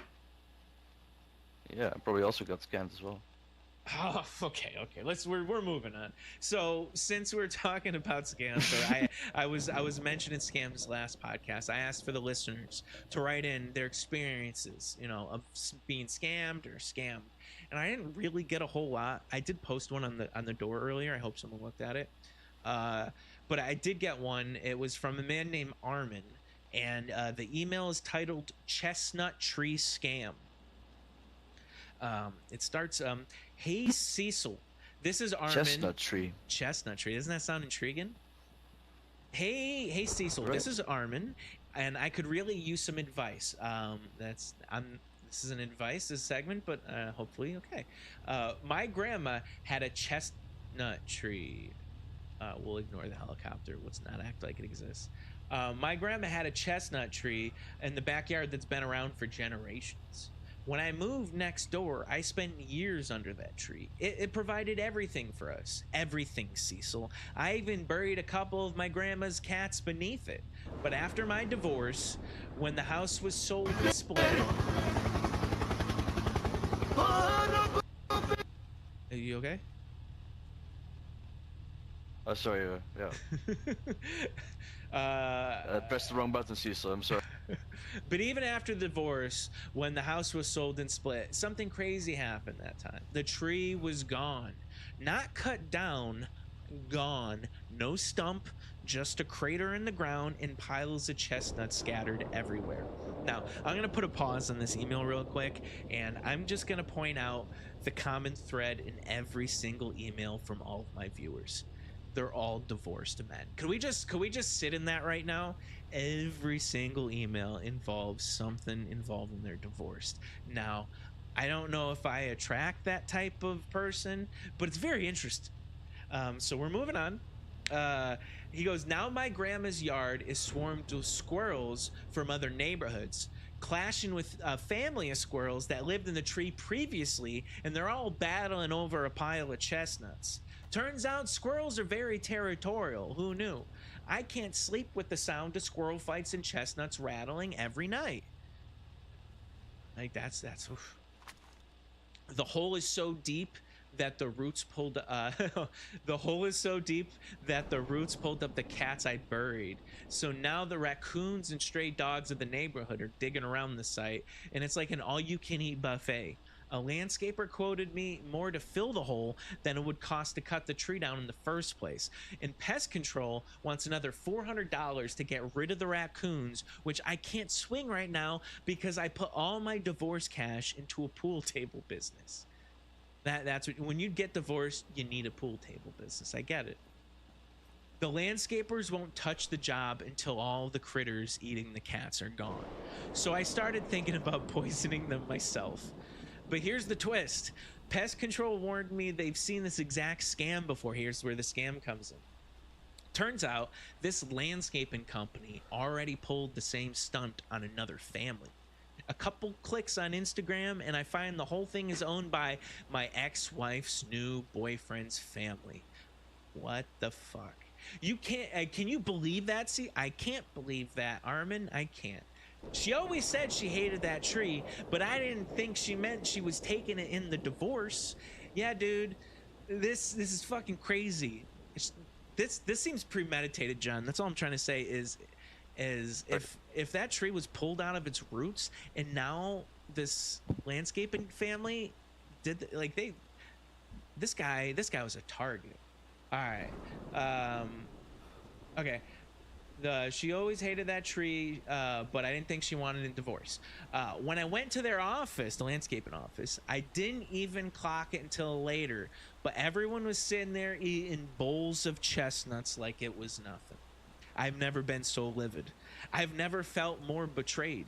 The more I think about it, the more I'm convinced the tree wasn't just stolen. It was taken for a purpose. My ex and her boyfriend's family have probably been harvesting those chestnuts for years, waiting for the right moment to cash in. Okay? Chestnuts aren't just food. They can be ground into flour, pressed for oil, even tied back to old world medicine. The kind of stuff that big agriculture doesn't want people knowing. This is going down a hole. Okay. The bowls of nuts in their office weren't snacks, Cecil. They're proof they've cornered the supply and they're keeping it for themselves. And here's the kicker. Natural foods like chestnuts make people sharper, stronger, harder to control, while the government's been pumping fluoride into our water, there it is, and processed foods, even our toothpaste. That hole in my grandma's yard, the uprooted cats I buried, my divorce, the money I poured into my pool table business, it all starts to feel like part of a part of the same system, like a long game designed to make me weaker, distracted, and compliant. Every chestnut they stole, every squirrel fight I hear at night, every raccoon digging through the hole, it's all connected, Cecil. The tree wasn't just a tree, it was a symbol of freedom, and now it's gone, leaving me to realize the fluoride-fed world they want me living in has been winning while I wasn't paying attention. All right, so I was on his side for a while. Guess where he lost me? So here's my question. All right, we're at a question now. What did you do? After I poison the dead cats and the piles of chestnuts in the yard so the raccoons and dogs can stop tearing through everything, should I also box up what's left of the chestnuts and poison and drop it off on the landscaper's front desk, or am I just emotional? Sincerely, Armin. Well, yeah, that took a turn, you know? It started off where I felt like this guy was taking advantage, and it turned into a conspiracy theory about fluoride. And now he wants to poison an office full of chestnut eaters. Oh, he has a postscript. All right. P.S. Do you know of a good landscaping company in the greater Rhode Island area? P.S. 2. Do you know that chestnuts were originally known as sergeant nuts? Okay, so this guy's an insane person. No, don't poison the nuts on the people. Would you poison the nuts on the people, even if it kind of does seem like they stole the tree from him? But he sounds like he needs. I think maybe that divorce was planned for a very long time. But I don't know what that tree's all about. What would you do? Like, honestly, I'm put in a situation like that. Maybe I would go crazy, maybe going down a fluoride fantasy. But would you feel you'd have to at least get back at them? Yeah, I think so. What would you do? You don't know what you do? Well, I personally, Armin, I wouldn't poison this family. It seems like a family business, and as much as evil they are stealing your tree that you love so much, and your grandma's tree, maybe we should consider calling authorities. You know, because you don't have to take this. You know, vigilante justice isn't for you, Armin. It seems like your emotions are really high. Next time, don't give away your location. Rhode Island's a very small state. They could probably find you now. Yeah, Armin, if you ever write in again, don't imply anything like that. I can't. Man, sorry about your divorce, Armin, but stop. That wasn't really a scam as much as an advice on murdering someone. I think he kind of used the word scam as a way to lure me into reading. People just say whatever they can to get me to read things sometimes. Where are we gonna go? Oh, okay. This podcast has been going on for a bit. We talked about scams. We talked about my life. We've had a couple crazy people talk to us. I usually like to end podcasts on a final thought, just to sum everything up. So can you give me a second to really ponder on this final thought?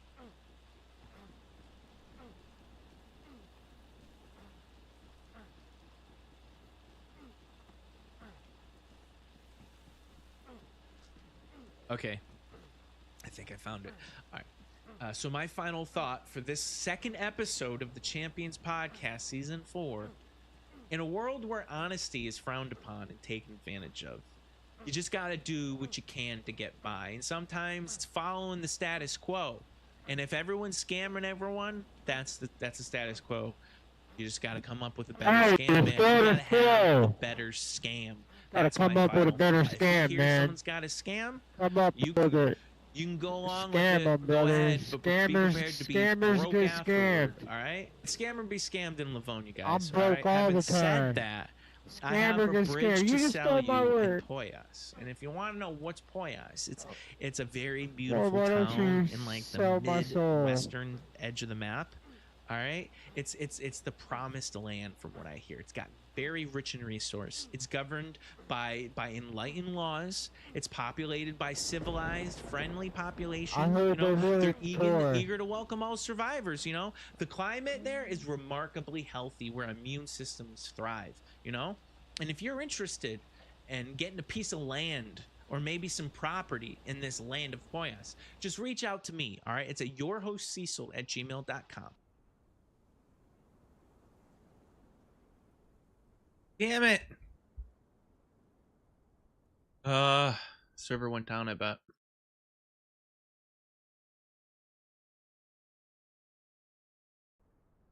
All right, we just lost those batteries.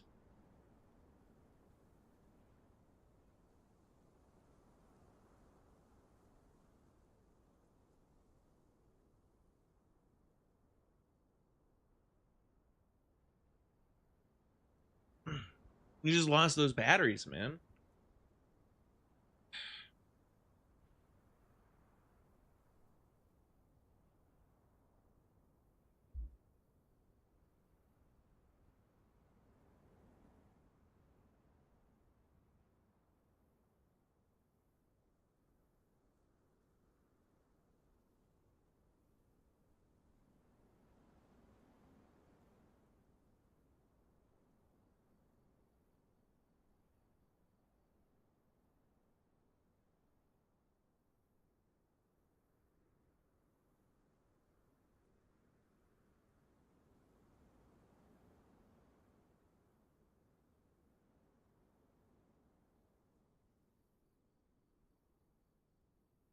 I can't let that. I can't let.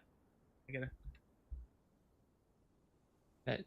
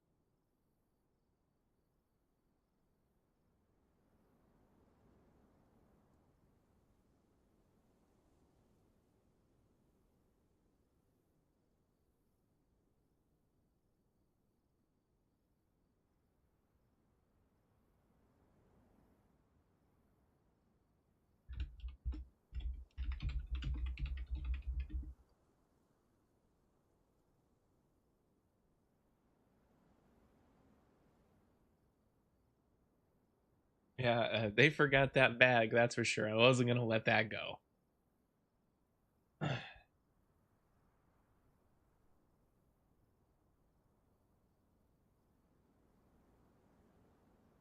That bag has everything in it.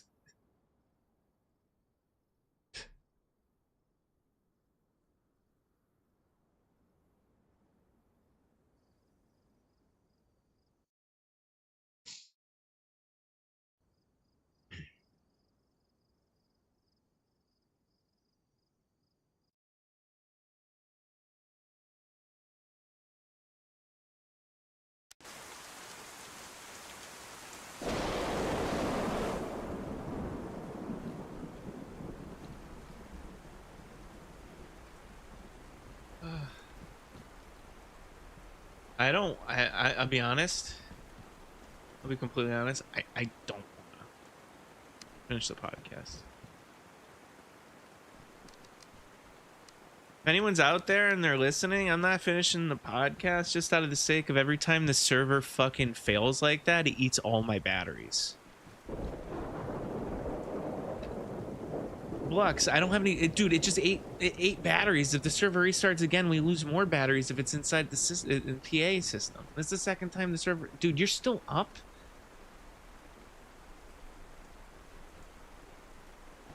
The server just like crashed, and if the server resets, then anything that's in this and anything that's in this that's a battery just despawns. Oh, we just lost 3 batteries, dude.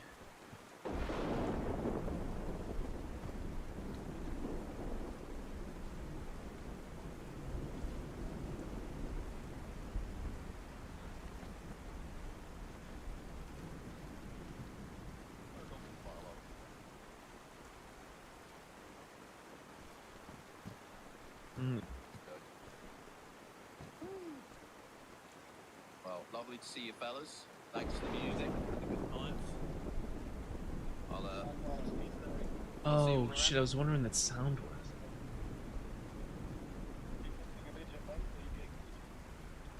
You too, boys.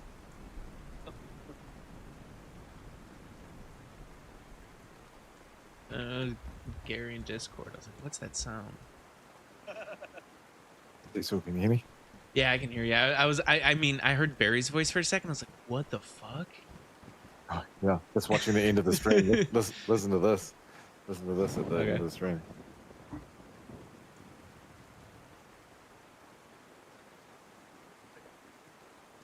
That was a successful evening, I would say. We survived an assassination attempt. We got a code lock. We gambled. We fought. We won. We killed cannibals, possibly. We spent some time with literally my favorite group in the whole server, Reddit Chinaris. Shout out to Reddit Chinaris. Hell yeah. The coolest dudes. All they care about is playing fucking sick tunes and having a laugh, and that is, dude, I respect that. That's fucking awesome. Right, Jesus, thank you all for being here. Make sure you like the stream. How good's that? That's cool, man. That's cool. It's cool, eh? Yeah, it was. I logged off with that in my hand. That's. Dude, we had 2 just complete server crashes in the middle of me broadcasting, so we're down 3 batteries now. This is getting rough, man. All the truck batteries are gone, and then a car battery now.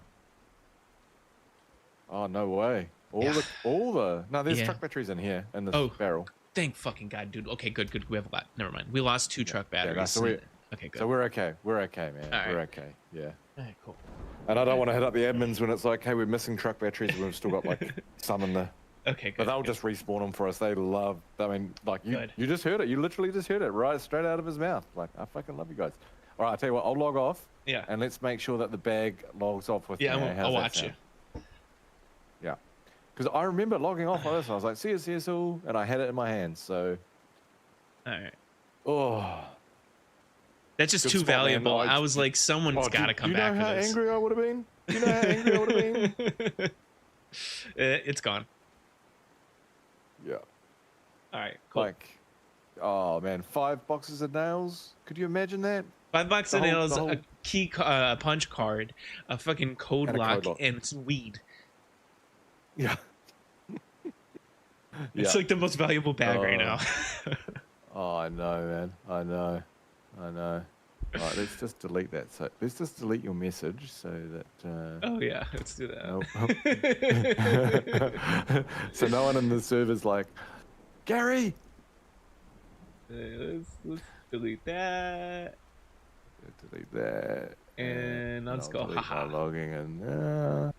And good. Yep. Cool. Thank you, CECIL. Thank you so much, bro.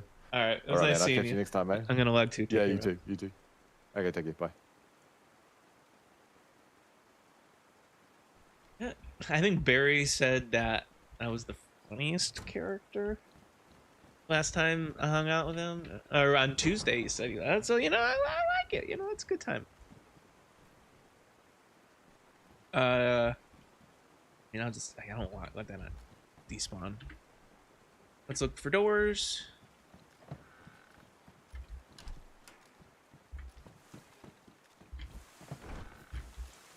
Okay, that's closed.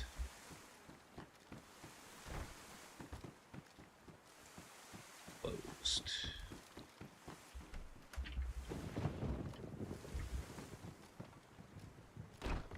All right. I do gotta go.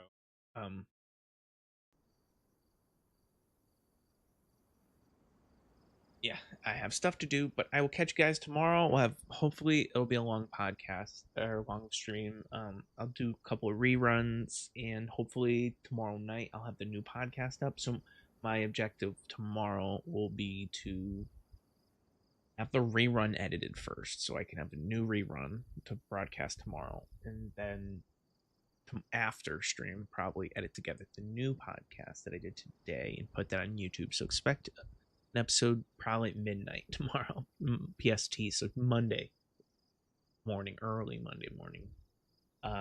Whatever. I'll catch you guys later. Let me see. What do I got over? Got 4 watch. Awesome, guys. Got 5 likes. Thanks for the likes. Thanks for the follows. Thanks for the subscribes on YouTube, guys. You're the shit. Of course, over out there in Twitch, Blux, the scammers, yeah, just everyone who joined in on chat today. Fuck you, fucking great guys. That was fun. I'll see you all tomorrow. Okay, bye.